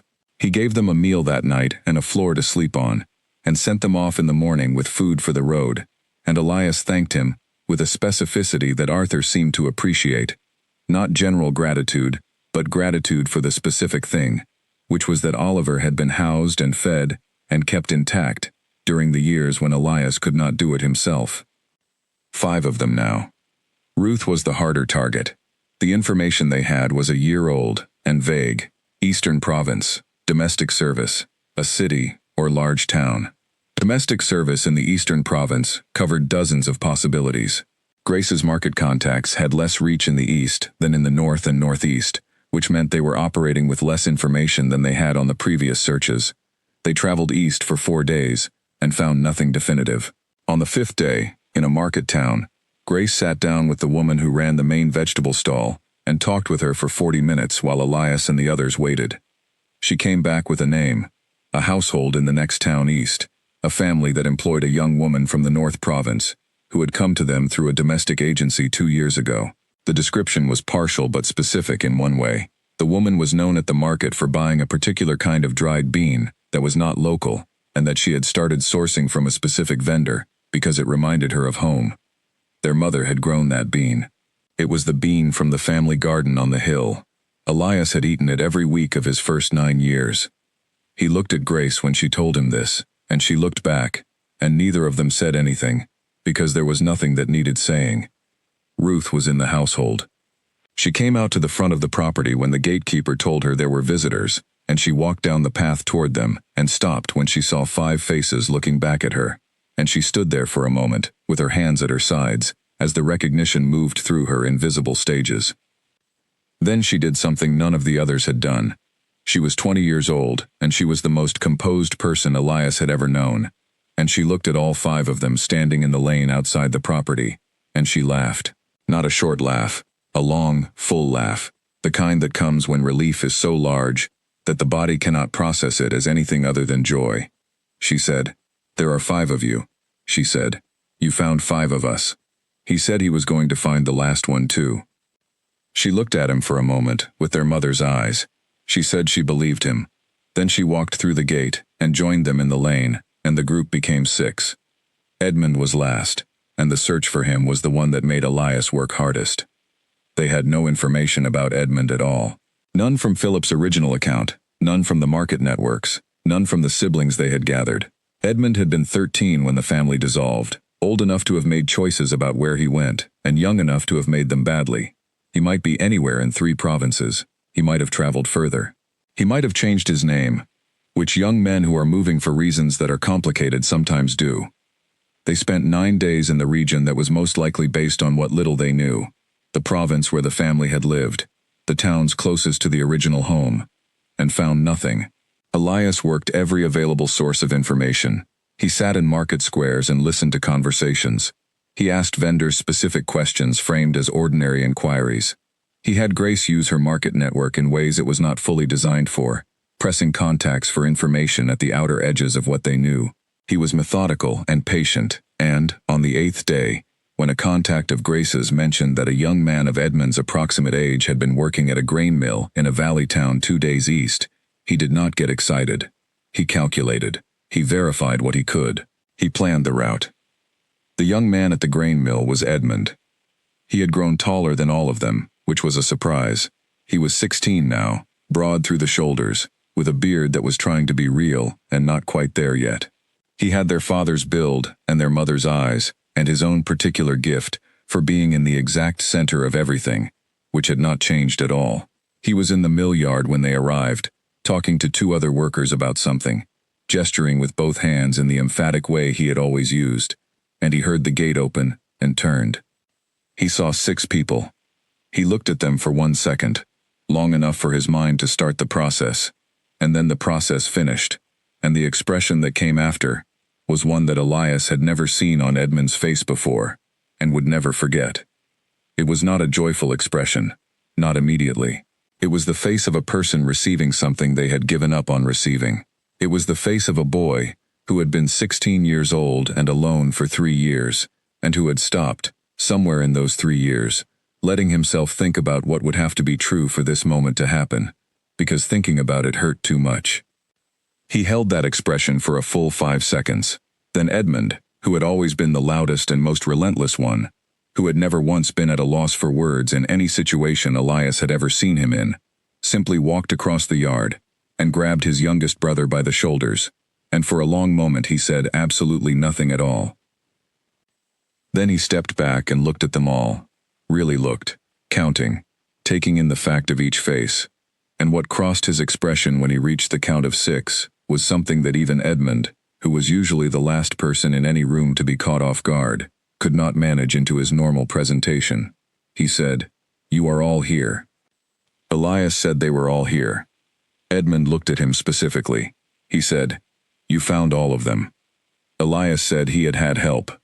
Edmund shook his head slightly, not in disagreement, but in the manner of someone working through a thing that is larger than they expected. He looked at Grace, and then at Ruth, and then back at Elias. He said he had thought about them every day. He said it quietly, which was unusual enough for Edmund that it landed differently than his ordinary statements. He said he had thought about all of them every day and had not known, at a certain point, whether thinking about them was making it better or worse, and so he had stopped, or tried to, and that the trying had not fully worked either. Ruth said, "You do not have to try anymore." Edmund looked at her. He made a face that was trying to be his ordinary expression and not quite reaching it. Then he said, loudly enough that both of the workers behind him glanced over, "Right, well, I am done with this mill," which had bad ventilation anyway. Everyone laughed. It broke the thing that had been gathering in all of them. Even the mill workers smiled, though they did not know what they were watching. Edmund went inside to collect his wages and his belongings, which did not take long, because a person who moves with one day's notice does not own many things that are not already packed in his mind. He came back out with a canvas bag and a coat and the specific bright-eyed energy of someone who has just been given a reason to go somewhere, which was the Edmund that Elias had been carrying in memory for 5 years. 6 of them now. They made camp that evening on the road north, in the lee of a stone wall that blocked the wind, and they ate together from a shared pot over a small fire, and the sound of all of them talking was the closest thing to his mother's kitchen that Elias had heard in 5 years. Edmund told 3 separate stories before the meal was finished, each more expansive than the last, and each interrupted 4 or 5 times by corrections and objections from whoever had been present for the actual event. Ruth organized the sleeping arrangements with her usual efficiency. Grace, who had been doing this for weeks, moved through the camp preparations automatically, finding the things that needed doing and doing them before anyone identified them. Elias sat apart from the fire for a while and looked at the sky. The stars were sharp and clear in the cold evening air. He found each of his shapes and confirmed the time and direction. He was not navigating right now. He was simply doing what he had always done, the first thing and the last thing, looking up. He counted what he had. 6 siblings found. 1 remaining. 1 direction. North. A long way north, where a harbor waited, and a brother he had not seen in 5 years was working the early boats in the cold water of the northern coast. 1 more journey. 1 more set of calculations. 1 more new moon to navigate by. He looked at the scattered seeds in the southern sky and held them for a long moment. Then he went back to the fire and the noise of his family. The cold came from everywhere at once. Elias had not been prepared for it, or rather, he had prepared for it logically. He knew the north was colder. He had added a layer to his pack. He had calculated the season against the temperature changes that the book described for northern regions. But preparation and experience are 2 different things, and nothing in 4 years on the southern estate had given him the experience of this particular kind of cold, heavy, wide, it's coming from the ground as much as from the air, settling into the bones with a patience that made the cold of southern nights feel like a mild suggestion. He walked into it and did not slow down. They had been traveling for 31 days since the group had numbered 6. 31 days of moving north, village by village, using Grace's contacts where they existed, and Elias's stars where they did not. 7 people moving together through a cold landscape required more food, more space, more coordination at every rest stop, more attention to who was watching them, in towns where a group of young people with packs and no obvious business was a thing that attracted questions. He had managed it the way he managed everything, by understanding the variables, planning for the likely obstacles, and adjusting as the actual obstacles presented themselves. Edmund was surprisingly good at this. Edmund, who had always been the chaos at the center of any situation, had spent 3 years in a grain mill, learning what happened when things were not organized, and had apparently concluded from this education that organization was valuable. He now handled logistics with an energy that was still distinctly Edmund, loud, confident, occasionally too optimistic, but that was genuinely useful in situations that required someone to walk into an unfamiliar town and establish within 20 minutes what was available, what it cost, and who to talk to about it. Ruth managed the group's internal dynamics the way she had always managed the family's, with quiet authority and a complete absence of drama. She did not raise her voice. She did not need to. She had a way of looking at a situation and identifying the single most useful thing that could be done about it, and then doing that thing without waiting for consensus, and the others fell into her rhythm because it was a good rhythm. Clara and Bea continued to operate as a unit, which was both efficient and occasionally maddening, because the unit sometimes made decisions and only announced them after the fact. Oliver remained Oliver, present, capable, most productive when given a specific task with clear parameters, and allowed to do it without interruption. Grace remained the thread that connected them to the wider human world of contacts and knowledge, and people who knew things. And Elias walked by stars. He had been navigating north by specific reference points for days now. The fixed southern star, which was lower on the horizon here than it had been in the south. He could see it clearly just above the tree line on clear nights, and its lower position was a measurable indicator of how far north he had come. The kneeling man was high overhead now, almost at zenith, which meant the same thing. The long river, his oldest companion in the sky, still ran its diagonal, though the angle was different from up here, and he had adjusted his calculations accordingly. He was looking for a fishing port. He had been given the name of it by a contact of Grace's who had heard, through the connected network of market people and trading routes, that a young man fitting the remaining description, the oldest, in his early 20s, tall, quiet, working with his hands near water, had been seen in a port town on the northern coast. It was second-hand information at best, third-hand at points, but it was the only thread available, and Elias had long ago learned that available threads were the ones you pulled. The port town was called Morecambe, and they were 2 days from it when Edmund found the old man.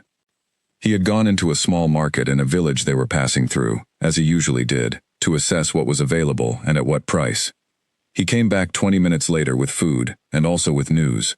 He had spoken to an old man at the edge of the market who sold dried fish and had a very long memory, and the old man had mentioned, in the context of a conversation about people who had come from the south, that there was a young man in Morecambe who had arrived from the south 4 or 5 years ago and worked the boats and spoke little, and was known for giving the fish he could not sell to the families on the outer streets, rather than letting it spoil. None of them said anything for a moment after Edmund told them this. Then Ruth said, "That sounds like him." Elias said he thought so too. They walked the last 2 days with something different in the air between them. Not tension exactly, but a heightened quality of attention. The way the air changes before the last stage of a long journey. The cold deepened. The trees thinned. The smell of the air changed to something salt-edged and wide. On the morning of the second day they came over a rise, and the harbor lay below them in the gray morning light. A working harbor, not a large one, with a cluster of boats at the docks and storage buildings along the waterfront, and the particular busy quiet of a place that has been working since before dawn. Elias looked at it for a moment, then he took out his maps. He looked at the route, all of it, from the estate in the south to this harbor in the north. He looked at the line that connected those 2 points, running through the estate and the city where Grace had her stall, and Harefield, and the village where Oliver had been, and the town where Ruth had been, and the mill where Edmund had worked, and now here, the last point, the furthest north, the end of the line. He looked at it for perhaps 30 seconds, then he folded the map and put it back and walked down toward the harbor. They spread out to ask. 6 people covering a harbor town were efficient. Elias went to the docks directly, because the docks were where the fish came in, and a man who worked the boats would be near the docks. He walked the length of the working wharf slowly, looking at the figures moving between the boats and the storage buildings, carrying things, repairing things, doing the heavy morning work of a working port. He found Leonard, the dock manager, a broad man with a weathered face, who was directing the unloading of a catch at the near end of the wharf. Elias approached him and asked, plainly, in the direct manner he had always used, whether there was a man working the boats named Daniel, who had come from the South Province several years ago. Leonard looked at him. He said there was. He said Daniel was out on the early run, but would be back at the dock by the 2nd hour of morning, which was perhaps 40 minutes from now. He said it without asking why a boy of 14 wanted to know. Because dock managers in working ports are interested in fish and boats and weather, and not particularly in the personal histories of their workers. Elias thanked him and went back to the others. The 40 minutes felt longer than they were. 6 people waiting on a stone wall in a cold harbor town have limited options for how to spend the time, and they used them in ways that were completely individual. Edmund talked, which was what he did when he was nervous. Ruth sat very still with her hands in her lap, which was what she did when she was preparing herself for something. Clara and Bea were close together, shoulder to shoulder, not speaking but oriented toward each other, the way they always were when something mattered. Oliver looked out at the water with the focused attention of someone who has not seen a large body of water before, and finds it requires examination. Grace watched the boats. Elias watched the dock. He was thinking about what 4 years in a cold port had done to a person. Daniel had been 18 when he arrived here. Old enough to make a life, young enough to have made it under duress and without choosing it. He had worked the boats, which was hard physical work, in conditions that were genuinely dangerous in the storm seasons. He had given his unsold fish to the poor families on the outer streets, which told Elias something specific and important about the kind of person that 4 years of solitude had either made or confirmed. Their father had done the same thing with grain in the hard seasons. Daniel had carried that without knowing he was carrying it. Elias looked at the water and waited for his eldest brother to come home from it. They waited on the stone wall at the edge of the dock, all 6 of them in a line in the gray morning, looking out at the water. The cold was extraordinary from here. The salt wind came off the open water with a force that made every layer of clothing feel insufficient. Edmund complained about it, loudly, twice. Ruth told him to stop. He stopped. Elias watched the water. The boats came in between the first and second hour. Several at once, a small fleet returning from the early run, their hulls low in the water with the catch. He watched each one as it came into the dock. He watched the men on the decks begin the work of unloading. He looked at each figure, measuring against the memory of a boy he had last seen when he was 5 and Daniel was 12. He had been trying, for weeks, to prepare for the possibility that he would not recognize him. That 7 years and the North, and whatever those years contained, had changed the man completely. He had been preparing for this, the way he prepared for all the routes that might not work, by also planning for it to work. The 4th boat in was a smaller one, and the man who came down to the dock from it first was tall and thin, in the particular way of people who work physically hard and eat enough but not much beyond enough. He was perhaps 23. He wore practical waterproof overclothes and had a cap pulled low against the wind.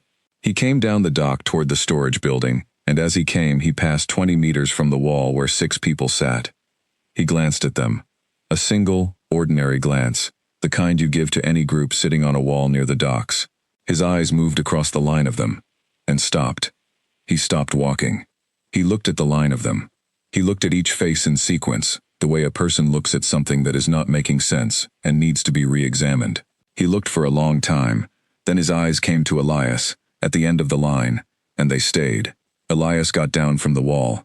He walked to his brother with a short distance between each step, and he stopped when they were close enough to speak quietly. He looked up. Daniel was a full head taller, and he said the thing he had been carrying the longest, the thing that had been the first idea, and the last idea, and every idea in between for 4 years. He said he had come to bring him home. Daniel looked at him.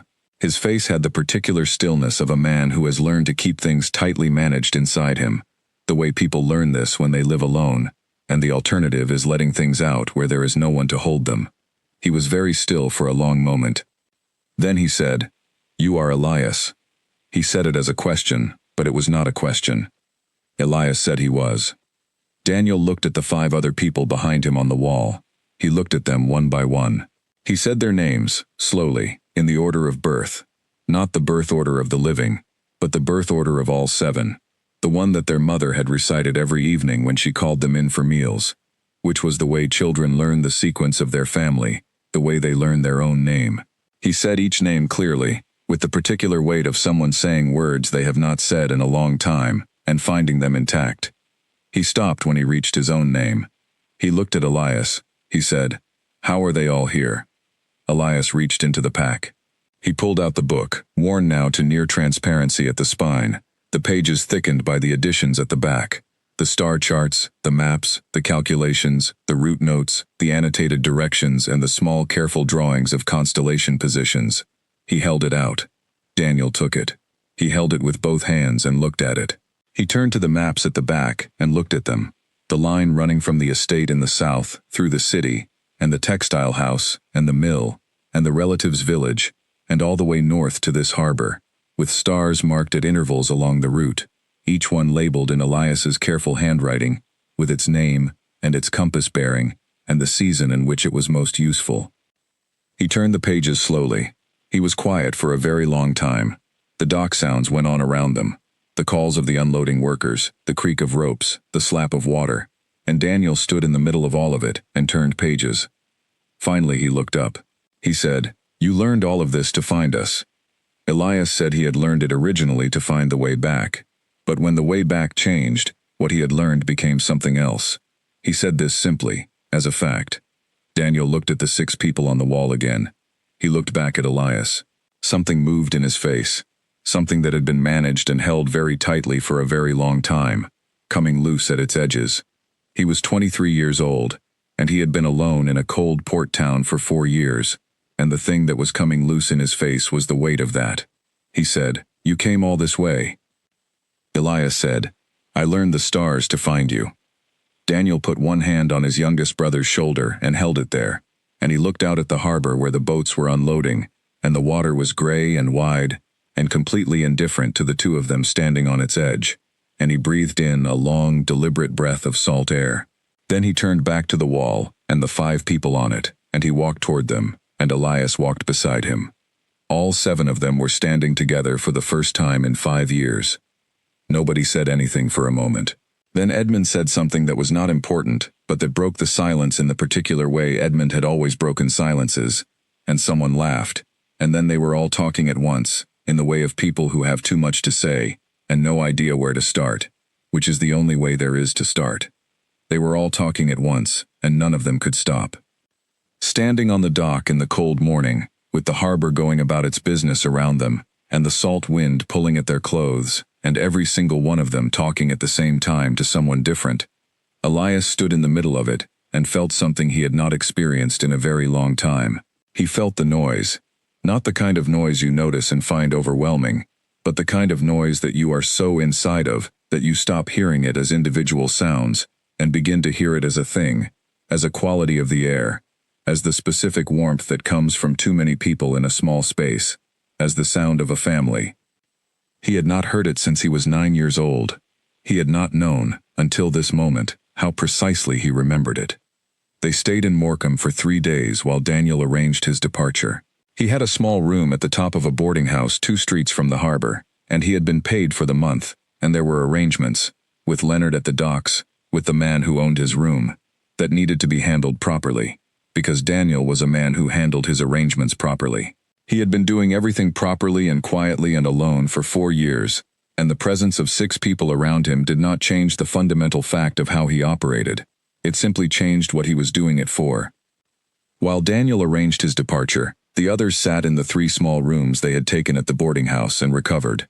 2 weeks of hard travel in northern cold had reduced all of them to a version of themselves that was slightly thinner and significantly more tired than the version that had started. Edmund's boots had given out completely, and he was wearing a pair lent to him by Leonard, who had wide feet, so the boots were too large, and made a sound when he walked, that he described as a form of communication, and everyone else described as intolerable. Ruth had a cold that she was addressing with the same practical firmness she applied to everything: tea and rest and regular eating, and refusal to acknowledge any symptoms that were not immediately relevant. Clara and Bea had been awake until very late on the first night talking to Daniel, sitting on either side of him at the small table in his room, and in the morning, they looked like people who had emptied something out and felt better for it. Oliver had eaten enough at dinner to constitute a small disaster, and was dealing with the consequences. On the second evening, all 7 of them were in the largest of the 3 rooms, which was not very large, sitting on the floor, and the 2 chairs, and the window ledge, eating from a communal pot that Grace had somehow produced from the boarding house kitchen by a combination of charm and practical negotiation that Elias still did not fully understand. They were talking, all of them, and the conversation moved the way conversations move in families that have not spoken in a long time, not linearly, not with any agenda, just wherever the next thing led. Edmund was telling a story about the grain mill, gesturing with both hands in the way that occasionally sent food in unintended directions. Ruth was listening with the expression she always used for Edmund's stories, which was attentive but slightly braced. Clara said something to Bea that made both of them laugh without sharing what it was. Oliver had fallen asleep sitting up, which nobody mentioned because mentioning it would wake him. Grace was talking to Daniel about the market and the city, about what it was like to build something from nothing, in a place where nobody knew you, and Daniel was listening with the particular quality of attention he gave things, complete and quiet and giving nothing away on the surface, but clearly registering every word. Elias sat against the wall and watched all of it. He felt the weight come off him in stages. It had been there so long. The specific weight of being the one who was going to do this, the one with the maps and the plan and the responsibility of making it work, that he had stopped noticing it the way you stop noticing a pack you have been wearing for weeks. It was only now, when it was lifting, that he could feel how heavy it had been. His shoulders were lighter. The particular tension behind his eyes, that had been there since the night he left the estate, was gone. He looked around the room at all of them. He had found every one of them. He had walked, navigated, planned, adjusted, and persisted for 35 days, across hundreds of kilometers of varied terrain in 2 seasons, and he had found every single one of them. Not one had been unrecoverable. Not one had been too far gone, or too deeply settled in a different life to come. They had all been waiting, in their various ways, for someone to come. He had come. He was 14 years old. He did not think of himself as remarkable. He thought of himself as the person for whom this had been possible, which was not the same thing, but was enough. They began the journey south, 3 days after Daniel left the harbor behind. 8 days of travel, moving more slowly than Elias had moved alone, or even with Grace, because 8 people who have been apart for years have things to say to each other, and saying them requires either stopping or walking slowly enough that the saying is possible. They walked slowly. They stopped more than they should have, at hills with good views and at clean streams, and at market towns where the food was good and nobody was in a hurry. Edmund spent the walking hours making everyone cover the years that Elias had missed with him, going through the family's missing time in a rough chronology that was chaotic and interrupted and frequently inaccurate, corrected loudly by whoever had been there and remembered it differently. Elias walked and listened. He heard things about his family that he had not known before. He heard about the last year on the land, about his mother's illness and the way she had handled it, which was with such complete practicality that the others only understood it was serious when it was nearly over. He heard about his father in the final months, what that had looked like, how Gerald had managed the situation with the particular stoic efficiency that was his defining quality, right up until the end. He heard about the dispersal, not as the abstract event he had been carrying, but as the specific day-by-day of it, the weeks and months in which a family location becomes a previous location, in which the word home stops describing a place and starts describing something else entirely. He held all of it. He added it to what he already knew, and let it make a more complete picture. His parents had been more than he had given them credit for, which was what he had suspected. His siblings had been stronger than circumstances suggested, which was what he had hoped. The family had not fallen apart. It had been pulled apart, which is a different thing, and a thing you can undo, if you have the tools and the determination. He had had the tools. He had kept the determination going for 4 years in a stone room on a distant estate. He was glad he had. They arrived in the home province on a day in late afternoon, when the light was long and golden across the dry hills. The landscape was familiar to all of them, in the particular way that the place where you spent your early years is familiar. Not just visually, but in the body, in the way it matches something physical that you have been carrying.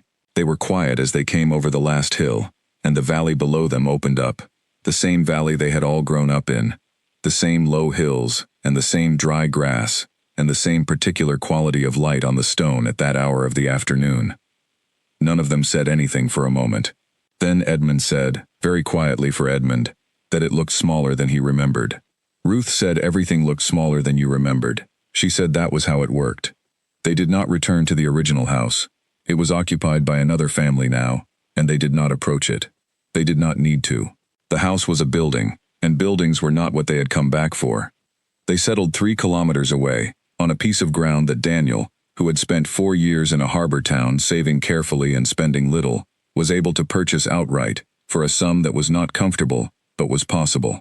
The land was better than the family's original land. Better access to water, less rock in the soil, a slight southern slope that caught the light in the morning. They built on it together, all 7 of them, doing the work in the same division they had always operated on as children, except that all of them were older now, and the division had shifted. Edmund was the strongest and did the heaviest work. Daniel managed the structural planning with the same quiet precision he managed everything. Ruth and Grace organized the household logistics. Oliver, who had spent 3 years on a farm with a practical relative, turned out to know more about construction than anyone expected. Clara and Bea did everything simultaneously, in the way they always did. Elias helped with all of it and led none of it. His specific role was done. He had done it completely, and now the work of building was something they could all do together, which was how it should be. He had been the navigator. He was done navigating. He was home. He still went outside at night. This was not something he decided to continue or chose to maintain. It was simply what he did, because it was what he had always done, what had been part of him since he was 5 years old. He went out into the dark after the house was settled for the night, and he looked up at the sky. The bent arm, the long river, the kneeling man, the scattered seeds, they were all where they always were, doing what they always did, turning in the slow arcs that did not vary and did not stop for any human event, any reunion or loss or hope or grief. He stayed outside for longer than he needed to, most nights. The others knew he did this and did not comment on it. Grace had said once, quietly, that she thought it was how he thought, which was not wrong. He was accepted, in the years that followed, as a person who could navigate in darkness when other people were lost. Travelers began to seek him out. People who needed to cross terrain that had no roads. People who had gotten turned around in the dry seasons when landmarks vanished in the haze. People who needed to know, at a specific moment, exactly where they were, in relation to where they needed to be. He went with them and showed them how to read the sky the way it needed to be read, and more often than not they arrived where they were going. He began to teach, not formally, not in any structured way. It began with the children of the families around them asking questions about the shapes in the sky, and Elias found that answering the questions was natural to him, that he had a facility for taking what was complex and making it accessible to someone who was new to it. He had learned the same things from a book in a stone room by lamplight, and he remembered what it felt like to be new to it, which made him a good teacher. The children learned the names, the real names, the ones from the book, though Elias taught them his names alongside the proper ones, because he believed that a thing you have named yourself is a thing you understand more completely than a thing someone else named. The bent arm, he told them, was also called by its formal name, which was ancient, and came from the language of people who had mapped the sky before his family's land had been farmed. Both names were right. Both names pointed to the same star. The book sat on a shelf in the main room of the house they had built. It was in very poor condition by the time it was stationary. The spine had given out entirely, and it was held together by a length of cord, and several pages had been carefully refolded and pinned, because they had torn along lines he had folded them on too many times. It was readable, barely, if you handled it with care. He intended to copy the entire thing out in his own hand, properly, so that the information would survive the original's deterioration. He had been intending this for 2 years, and had done perhaps 40 pages of it. He would finish it. He had time. On the shelf beside the book was his collection of maps, the original ones from the estate and the additions he had made during the journey, and the additions after, the ongoing project of mapping the territory he had moved through with a precision that was, at this point, more complete than anything officially published for this region. A cartographer from the provincial town had come to see the maps the previous year and had offered to buy them or commission copies. Elias had declined the purchase, but had agreed to help produce copies, in exchange for materials and the cartographer's formal training in the techniques of map-making that Elias had arrived at by instinct and practice, but that had actual principles he had been taught only partially. He was learning them now, in the way he had always learned things, thoroughly, from multiple angles, with the patient attention of someone who knows that what you do not understand fully will fail you exactly when you need it most. Ruth ran the household, which was what she had always been going to do. Edmund had found a woman in the next valley, whom he was loudly in love with, a development that surprised nobody. Grace had established a small trading business from the house, working the contacts she had built over 3 years in the city, and it was going well enough that she was talking about expanding it, which Grace talked about with the measured confidence of someone who has built something from nothing before, and knows how it works. Daniel worked land and water both. He had come from the harbor with a working knowledge of rain patterns and water management that proved unexpectedly valuable in the dry seasons. Clara and Bea had opened a small textile business in the village, which was succeeding because they worked it together, and 2 people who can communicate without speaking are extremely efficient in a business that requires coordination. Oliver had gone back to school. He was 15 and had discovered, with some surprise, that he found certain things genuinely interesting, which was an improvement on his previous relationship with effort. He was studying formally for the first time in his life, and he came home on evenings and told the family about what he had learned, with a genuine enthusiasm that Edmund found hilarious and that Elias found completely understandable. The 7 of them ate dinner together 3 or 4 nights a week. The table was always too loud, and the conversations always went in 6 directions at once, and someone always said something that someone else objected to, and the objection became its own conversation. It was exactly what it had always been. It was exactly what Elias had been walking toward for years in the dark, with his eyes on the stars. One evening, near the end of a summer that had been kinder than most, he went outside after dinner and stood in the yard and looked up. The sky was clear and enormous, as it had been every night of his life that he had looked at it, which was most of them. The bent arm was in the west. The long river ran its diagonal. The kneeling man was crouching near the eastern horizon, as he always was at this hour, waiting for something only he could see coming. Inside the house, behind him, the noise continued. 7 people, and their various conversations and arguments and laughter, the specific warmth of too many people, in a space that holds them all. He stood outside and looked at the sky until the noise settled and the house quieted and the last lamp went out. Then he stayed a little longer.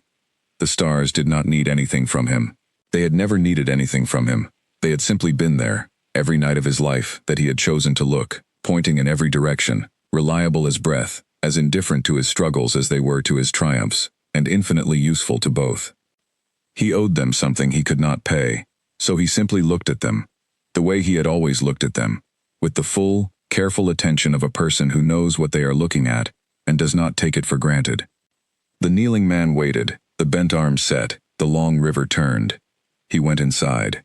The house was warm. The people in it were his. He had learned the stars to find them. He had found them.